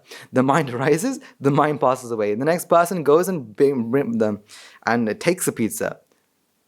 After they pick up the pizza, do they want the pizza? The mind arises, the mind passes away. But then the person who eats it, they eat it. And then they want it. The mind arises, the mind passes away. Will that mind ever be happy? When will your mind actually be satisfied? When will it be satisfied? Okay, I want something, you eat it. Will I ever be happy? You want something, I do it. Will you ever be happy? Because remember, the mind is always triggered by something. The mind is not triggered by ignorance. The sense of wanting, or the perception of me wanting something, that's because of ignorance. But the actual sight, the actual sound, the actual taste, touch, and the perception of all of this is triggered by something. Something meaning sight, smells, taste, touch, and whatnot. When the stimuli has entered the mind, that's what triggers the mind itself. So your very mind is never what? Satisfied. Can it? Will you ever be happy that I had pizza? Will I be ever happy if you had, say, chocolate? If I want chocolate? I can never be satisfied. Let's logically think about this, right? If this happened like that, right, the mind arose and then it can perceive. If it happened like that, then every mind we can be satisfied, can't we? Because then I want pizza, I eat pizza, I happy. I want pizza, I eat pizza, and then I'm happy. Then we're satisfied. Then we can say, wow, I have received what I wanted. But now can I receive what I want? Because I can only go running after it, but it'll always be the next mind that takes it. It can only be perceived by what? The next mind. Then when can your mind be satisfied? But then you can argue and say, but then why do we feel pleasure then? Because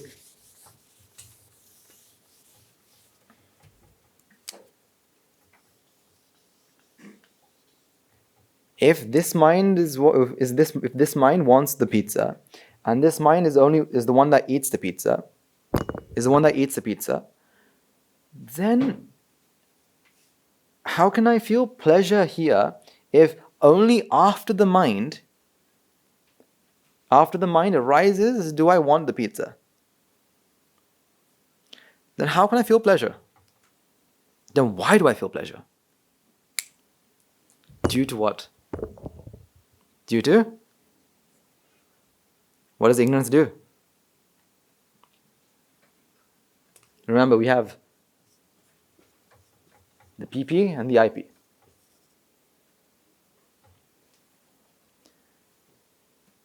This process is what? The perception process, the perceiving process. But under this, what happens? We have the ignorance-based process here.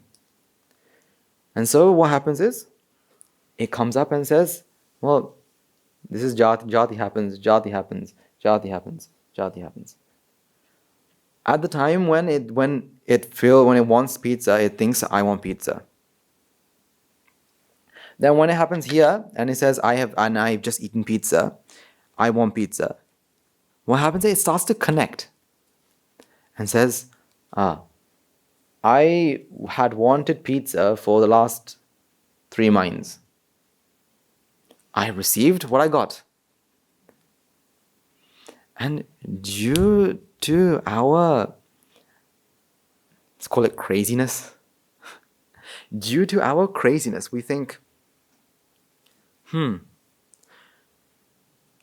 I've wanted pizza, I wanted pizza, I wanted pizza. I ate pizza, then, like the pigeon, connects the dots and says, I see. I just ate pizza, so I should be happy. And it starts to clap and say, yay, I got my pizza. I am what? Happy. But mind arises, mind passes away. Next mind. Now what? It wants pizza. No, next it sees something.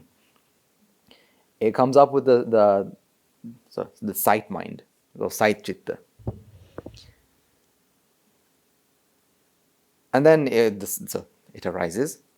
And now it comes up and says, I want pizza again. And then jati is what says that I want pizza. Next mind it eats. And says, yay, I've eaten pizza. But really what happened? The mind perceives. So really if you think about this, when your mind is constantly what? Constantly burning.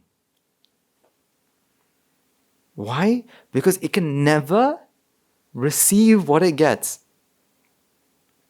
If that is so, why do we constantly go after things that give us pleasure?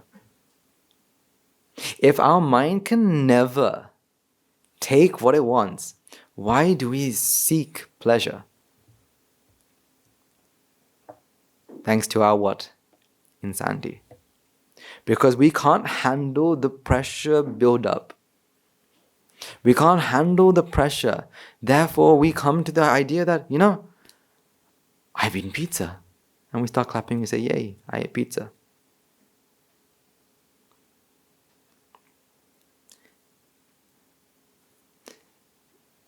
We know that it's easier to apply to who? It's easier to apply to who? To others than ourselves, right? It's always easier to apply to others because why?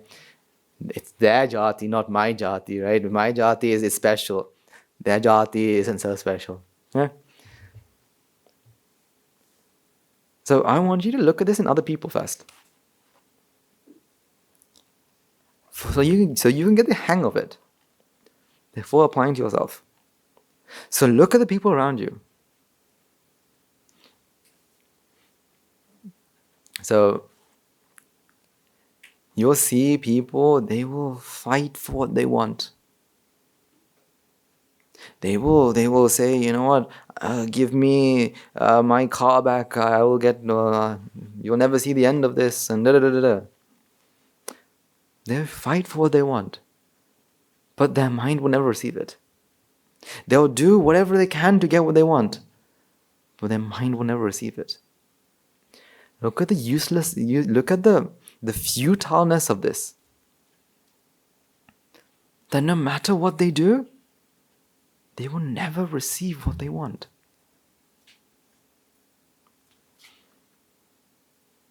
You see, if you truly understand that, now you don't need to go out your way in search of things that bring you happiness. Once you understand that, now you don't have this idea that I need this to be happy. Instead, you realize what? It's jati that I need to get rid of. Let's destroy the house. Let's destroy the house of jati. Now, whenever you feel pleasure, what do you instantly should realize? This pleasure isn't the mind. This mind isn't feeling true pleasure. Why? Because the mind isn't getting what it wants. Instead, what? It is feeling. Thanks to its insanity, it feels that I've got what I want, and I can relieve my pressure now. Because remember, where does jati come from? Where does jati come from? So ignorance and attachment gives rise to vexation. Right? Vexation gives what? When the vexation comes to a limit, what happens? We have abhisankara, or insanity mode. It triggers the insanity mode, because now every mind is what? Ends off with what? Please, I want, but never can get. See how hopeless the mind is? No, not helpless. It's not helpless. It's hopeless. Because never can the mind, ever in its entire existence. Think about it. How many minds do you think you've had throughout your entire samsara? I don't think there's a number that you can give for that. The closest number I can think of is infinity, but that's not a number, is it? Infinite number of thoughts have gone by, and not a single one of them have received what they want.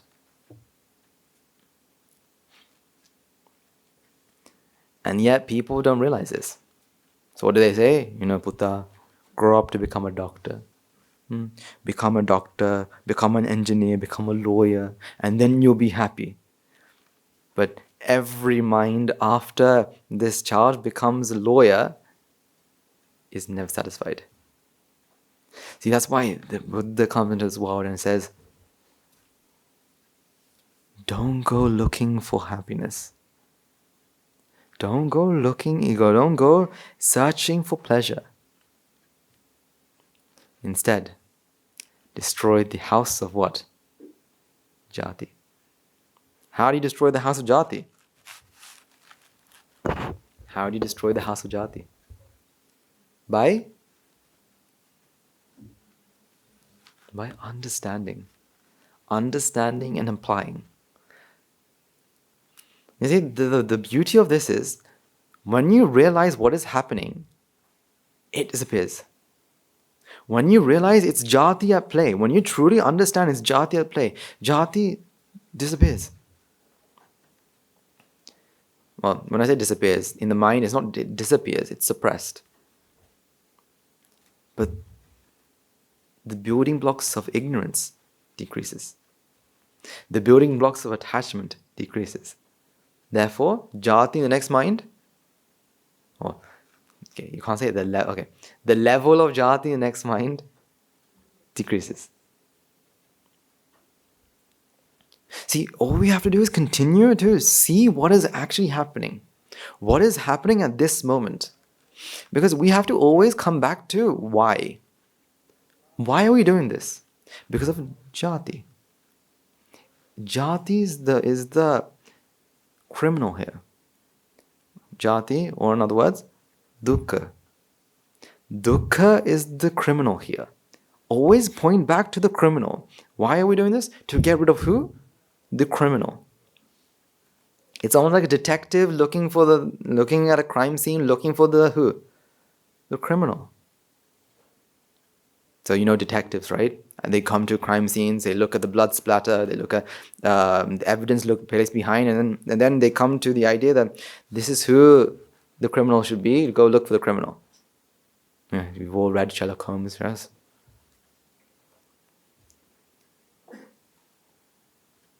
And that's what we should be doing as well. Okay, we're suffering. Look for why we're suffering.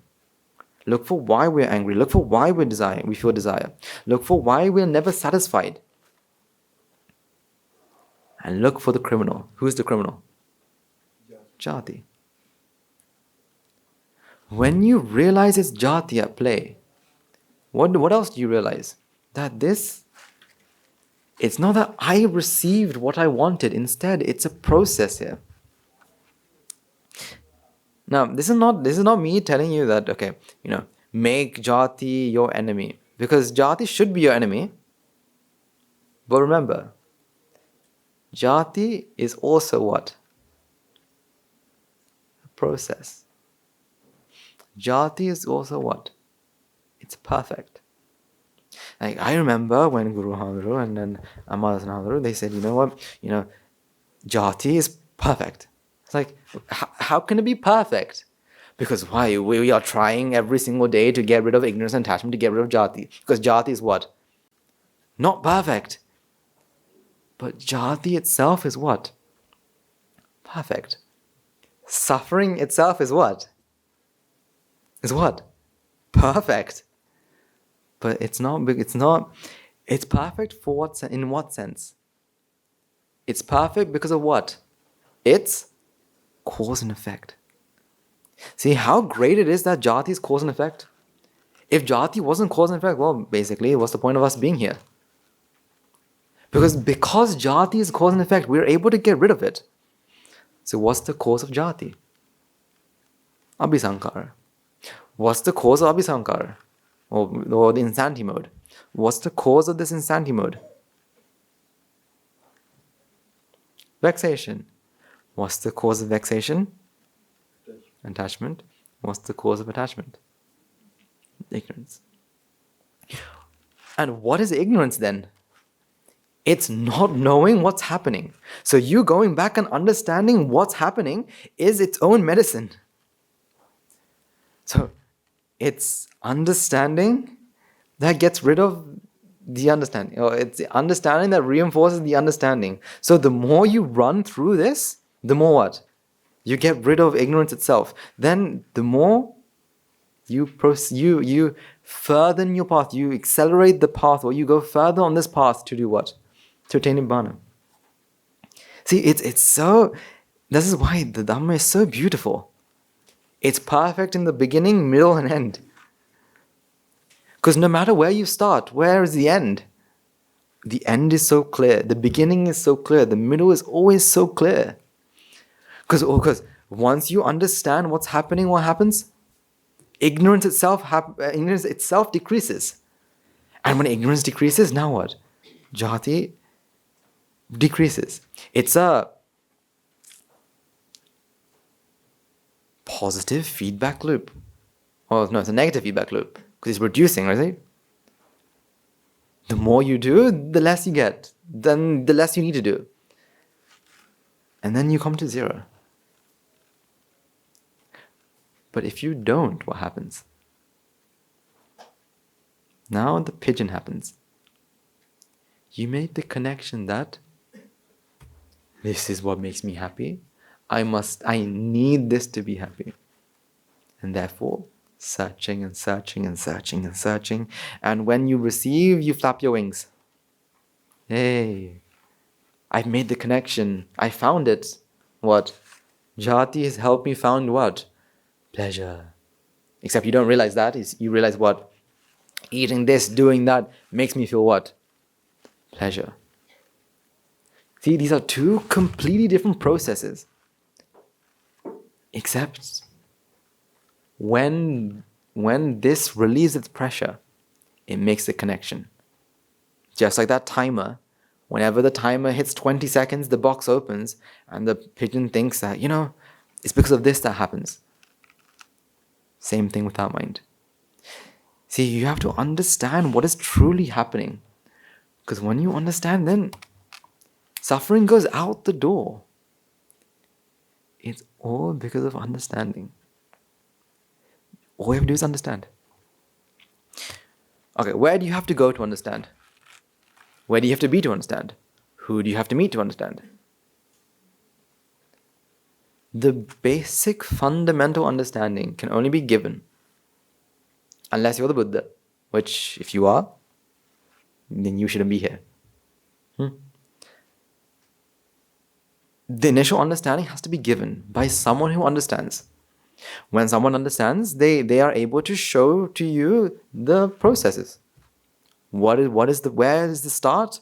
What is happening? And they show you what ignorance truly is. What is happening. Once you have the basic fundamental, now you don't need to be anywhere. You don't need to be you don't need to do anything except what? Practice. But what is noble association then? Because if all you have to do is understand, what's the point of us being in a noble association? What's the point? Because all you have to do is understand, right? Okay, everyone just understand, right? I will end it here, okay? And just understand what ignorance is, understand what's happening, and everything be okay. Then what's the point of noble association?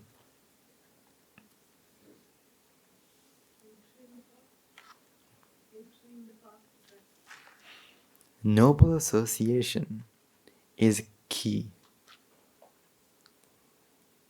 Because without noble association, your mind is like a wild, stray dog. Yes, the dog knows, I have to eat, I have to do this, I have to do that, but instead it's running around doing whatever it has to do. Running Lulu around the place. But what does noble association do? It kind of takes a dog, puts a leash on the dog, and brings the dog in. It says, okay, these are your boundaries. Don't do these sort of things. Don't do things that will harm you. Don't do things that's going to harm other people. Think about these things. Think about this thing. Think about that thing. Think about all of these things and practice. You see, we have to because noble association are like two fences on both sides. Yes, you have the freedom of walking to this way and that way. But what does noble association do is give you these two barriers.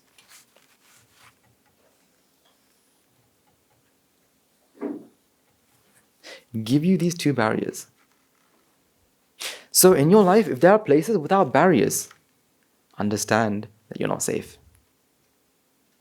If there's a place in your life where you don't have noble association, there's no one to check or to help you out when you need to, know that it's dangerous. Because you could just slip out. So when you slip out, now the journey increases. The journey will further increase. It will become harder and harder. Because why? Every time...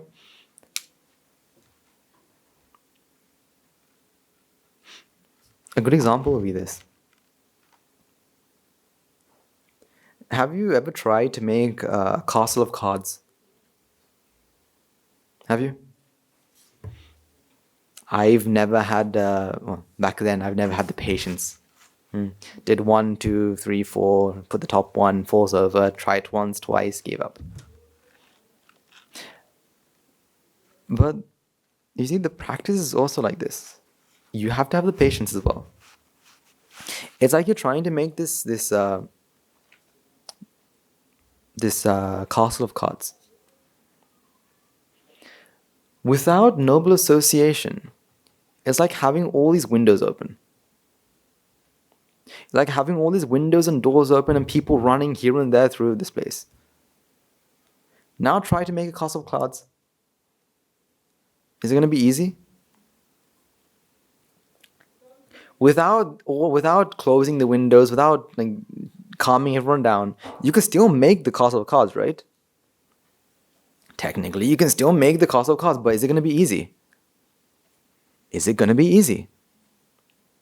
It's going to be very difficult. Because you think about it, right? The more you build these castles of cards, the more it falls down. What happens to the person who's doing it?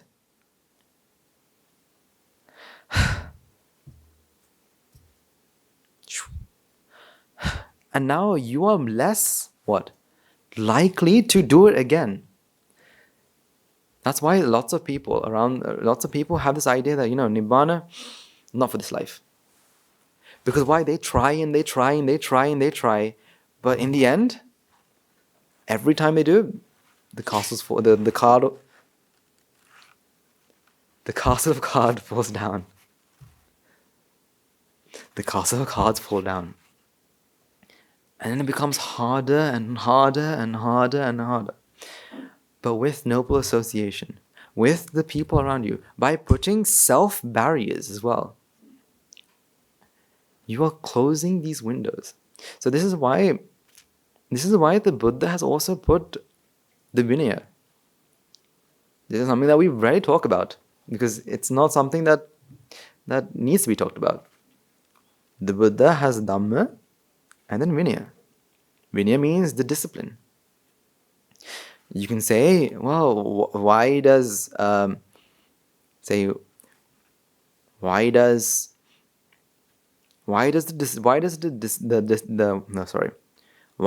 discipline have any? What does the discipline and the dhamma have anything to do in common? They say you can't do this. You say you can't do that. Why does that have to do with the dhamma? You don't need the vinaya for anything to happen, right? Actually, you need the vinaya.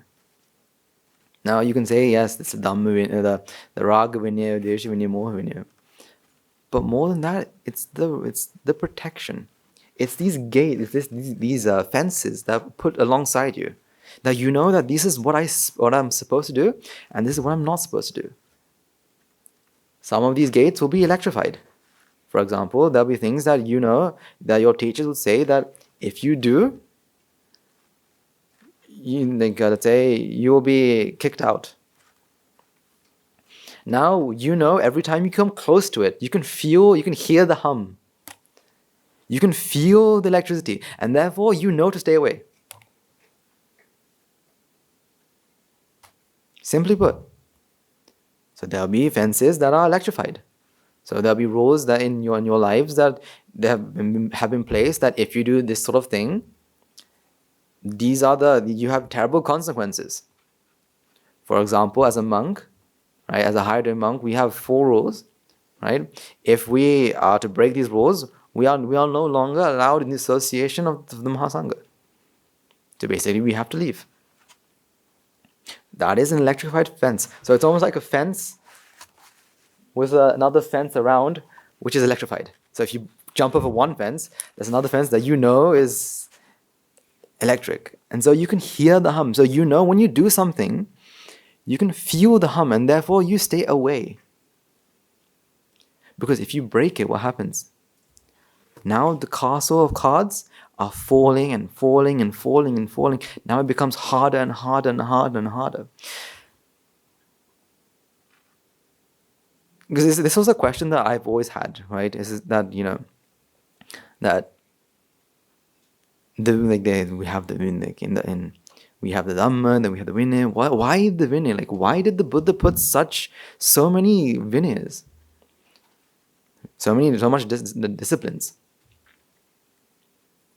For 2 reasons. One was for the upkeep of the sasana, so it can last for a long time. Second one is so we don't blow these cards down. Because the more we blow, the harder it becomes. The journey becomes harder and harder and harder and harder, until the point that comes that you yourself believe that I've tried, failed, doesn't happen. So give yourself some discipline. Discipline yourself. Give yourself self-discipline. Self-discipline. Discipline the self. So give yourself these disciplines. Give yourself these noble association. Give yourself these walls, these fences. For example, if you know that there are certain areas that, for example, let's say you're in the Valley Malu, and let's say you have the tendency to fall asleep. Can happen to anyone, right? Go ask someone, right? Because you're surrounded by noble association. If you ever see me asleep, if you see me falling, or if you have the feeling that I'm falling asleep, please, out of great compassion, be my fence and give me a tap.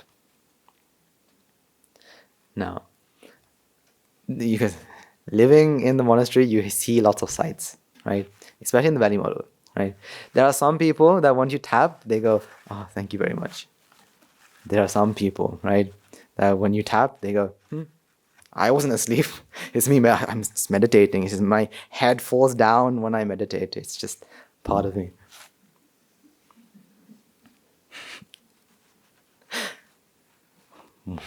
You see, you have to think in the eyes of the other person.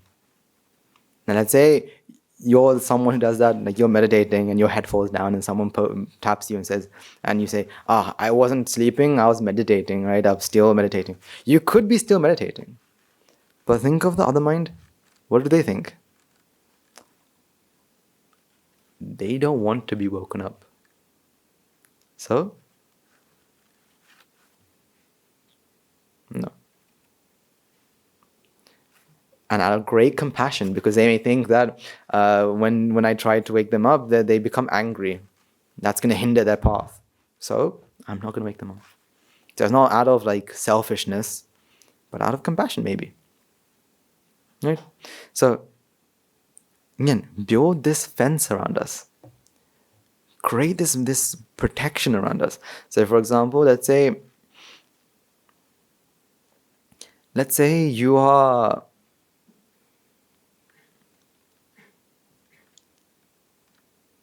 Say, when you do merit activities, say you have the job of sweeping, right? Have someone there to be your fence. So if you do something wrong, to just tap and say, I think you're doing something wrong here. Simply have them tap you and ask, like, what are you contemplating on? I know how stressful that may be.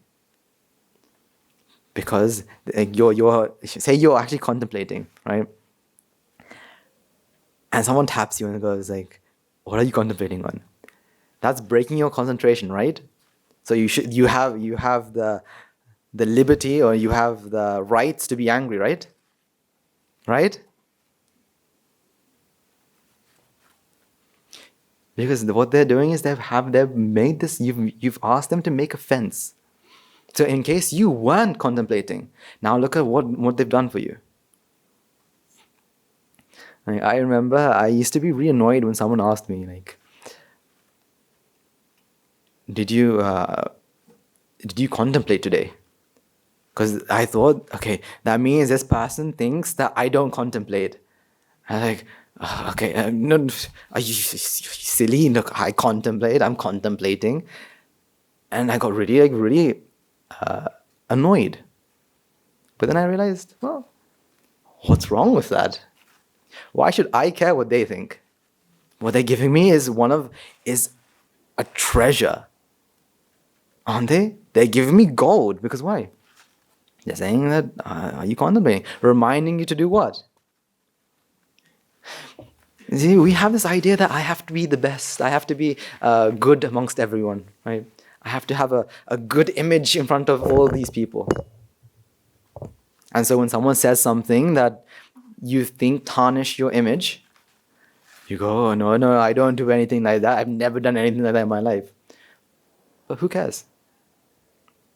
So for example, let's say a group of people, or say you're having a conversation with others, and they start talking about this, say, like this, they start talking about unnecessary things. You can go and say, like, I don't think what we're talking about is right. Some of them may start being like, going like, are you practicing your path now? And start like cajoling you and making fun of it. But who cares? Because whose nibbana are we talking about? And you're helping them as well. You see, it shouldn't matter. It really shouldn't matter. So make this fence around you. Get everything around you to do. So whenever you're doing something, have this fence. If you literally, if you can get a fence from the moment you wake up to the moment you sleep, understand your journey to nibbana will be faster by 100 folds. Because why? There's always someone there to show you if you're making a mistake. Show you that, okay, there's something. What are you doing now?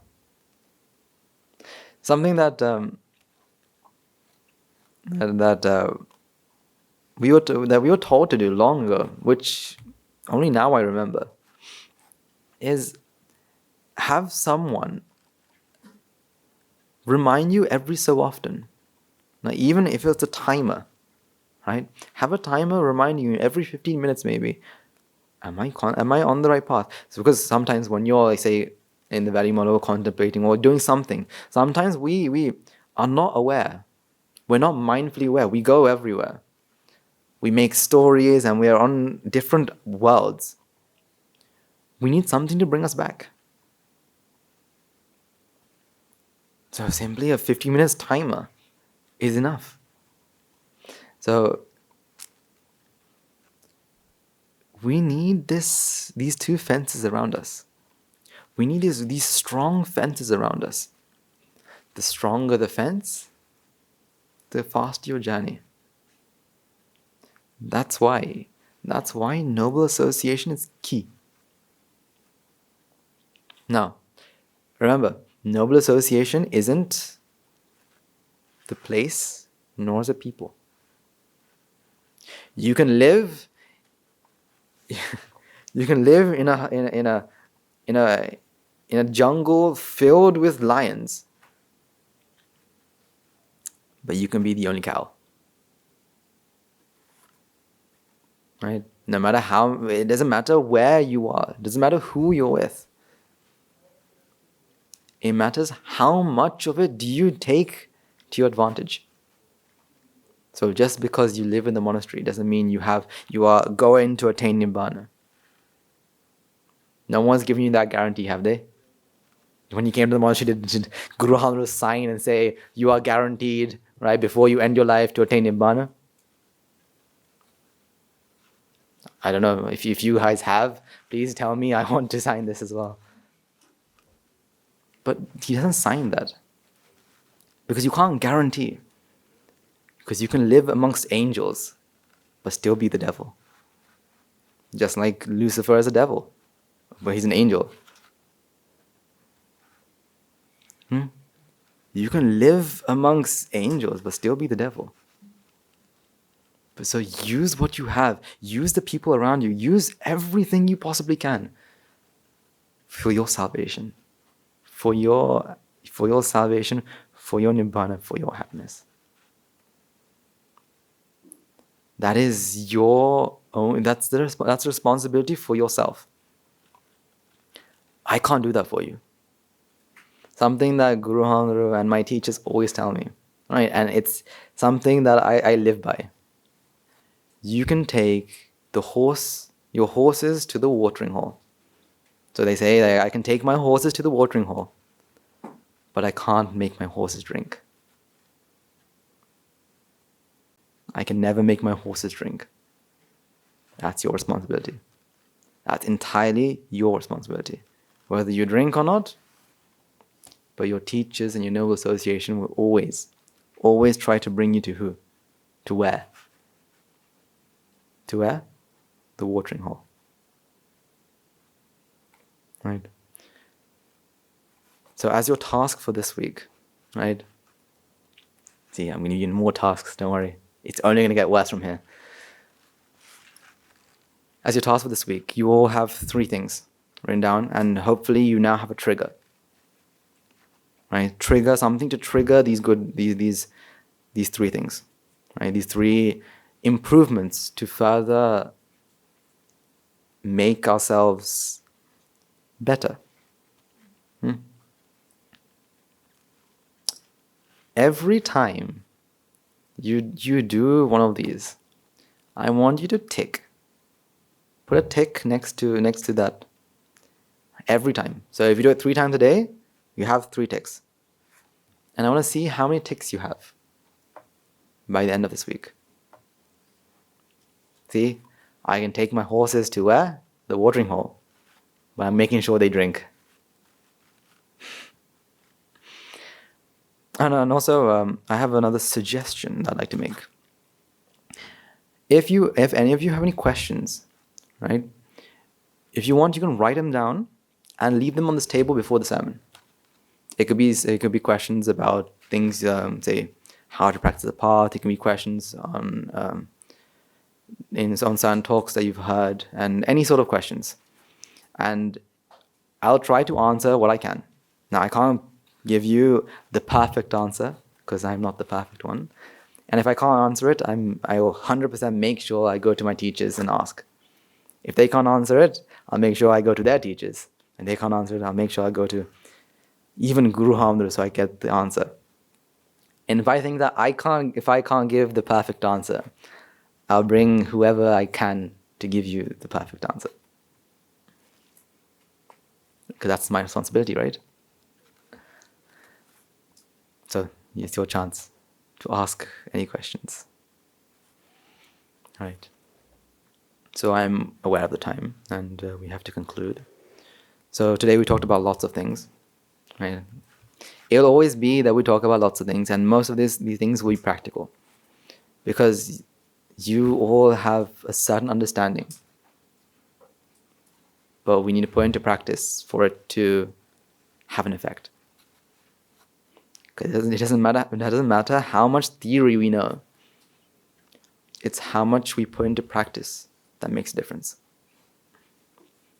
Does it make sense? Okay. Let's take a few moments to transfer all the merits we've acquired by making offerings to the infinite virtues of the Noble Triple Gem, chanting Pirit, listening Dharma, and engaging in various meritorious deeds today. So first and foremost, let's remind ourselves how incredibly fortunate we are to be in receipt of Lord Buddha's teachings. And with immense gratitude, let's chant for the Master Bhikshu Bhikshunis, Upasakas, who since time immemorial have protected and preserved the sublime teaching of Buddha and passed it down through the generational noble lineage in the form of Tripitaka, which is thankfully available to us today to study, to understand, to comprehend Dhamma.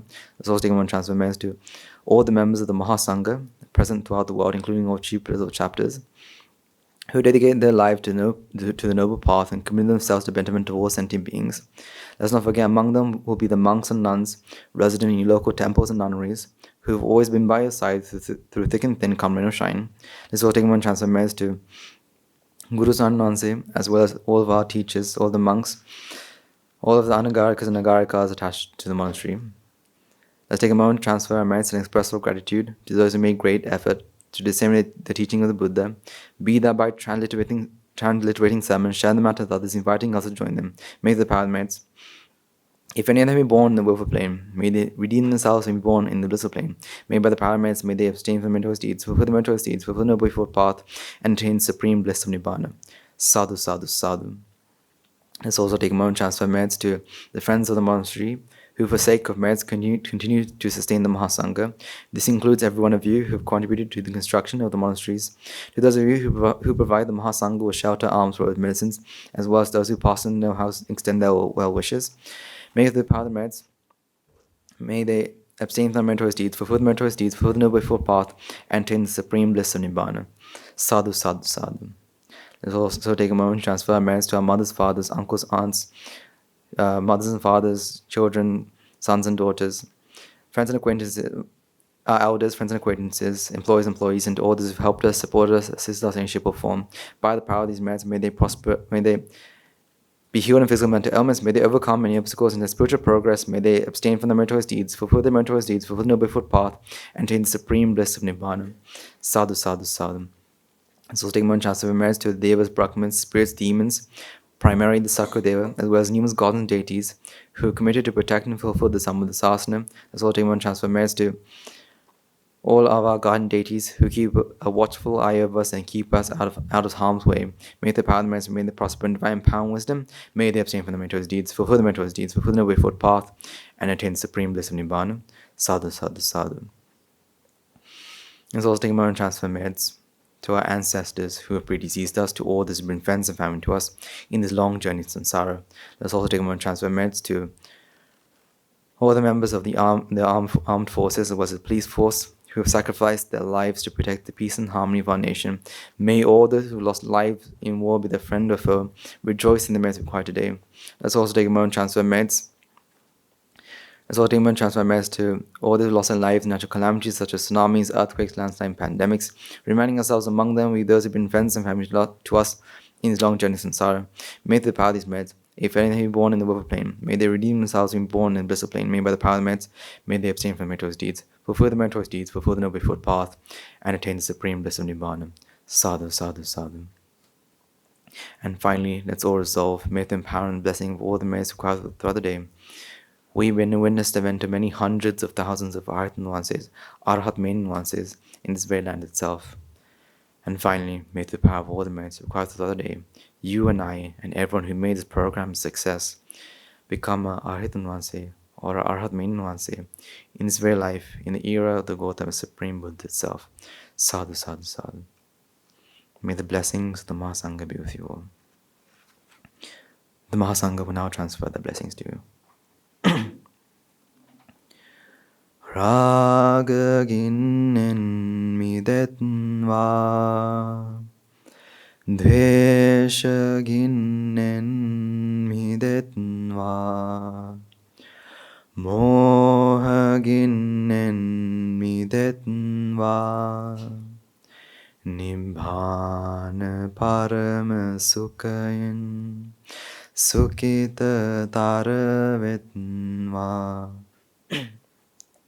Nibbana parama sukhayen, sukita taravetva. Mamada siyalu loka, siyalu satvayo. Nibbana parama sukhayen, sukita taravetva. Nibbana parama sukhayen, sukita taravetva. Nibbana parama sukhayen, sukita taravetva. Raga gini niveva, dvesha gini niveva, moha gini niveva. Nivan sapa labeva, nivan sapa labeva, nivan sapa labeva. Tanurangge Susyananta Mahaguna Belin, Sil Loka Sil Satyoma, Nibbana Parama Sukhin Sukitaravitva.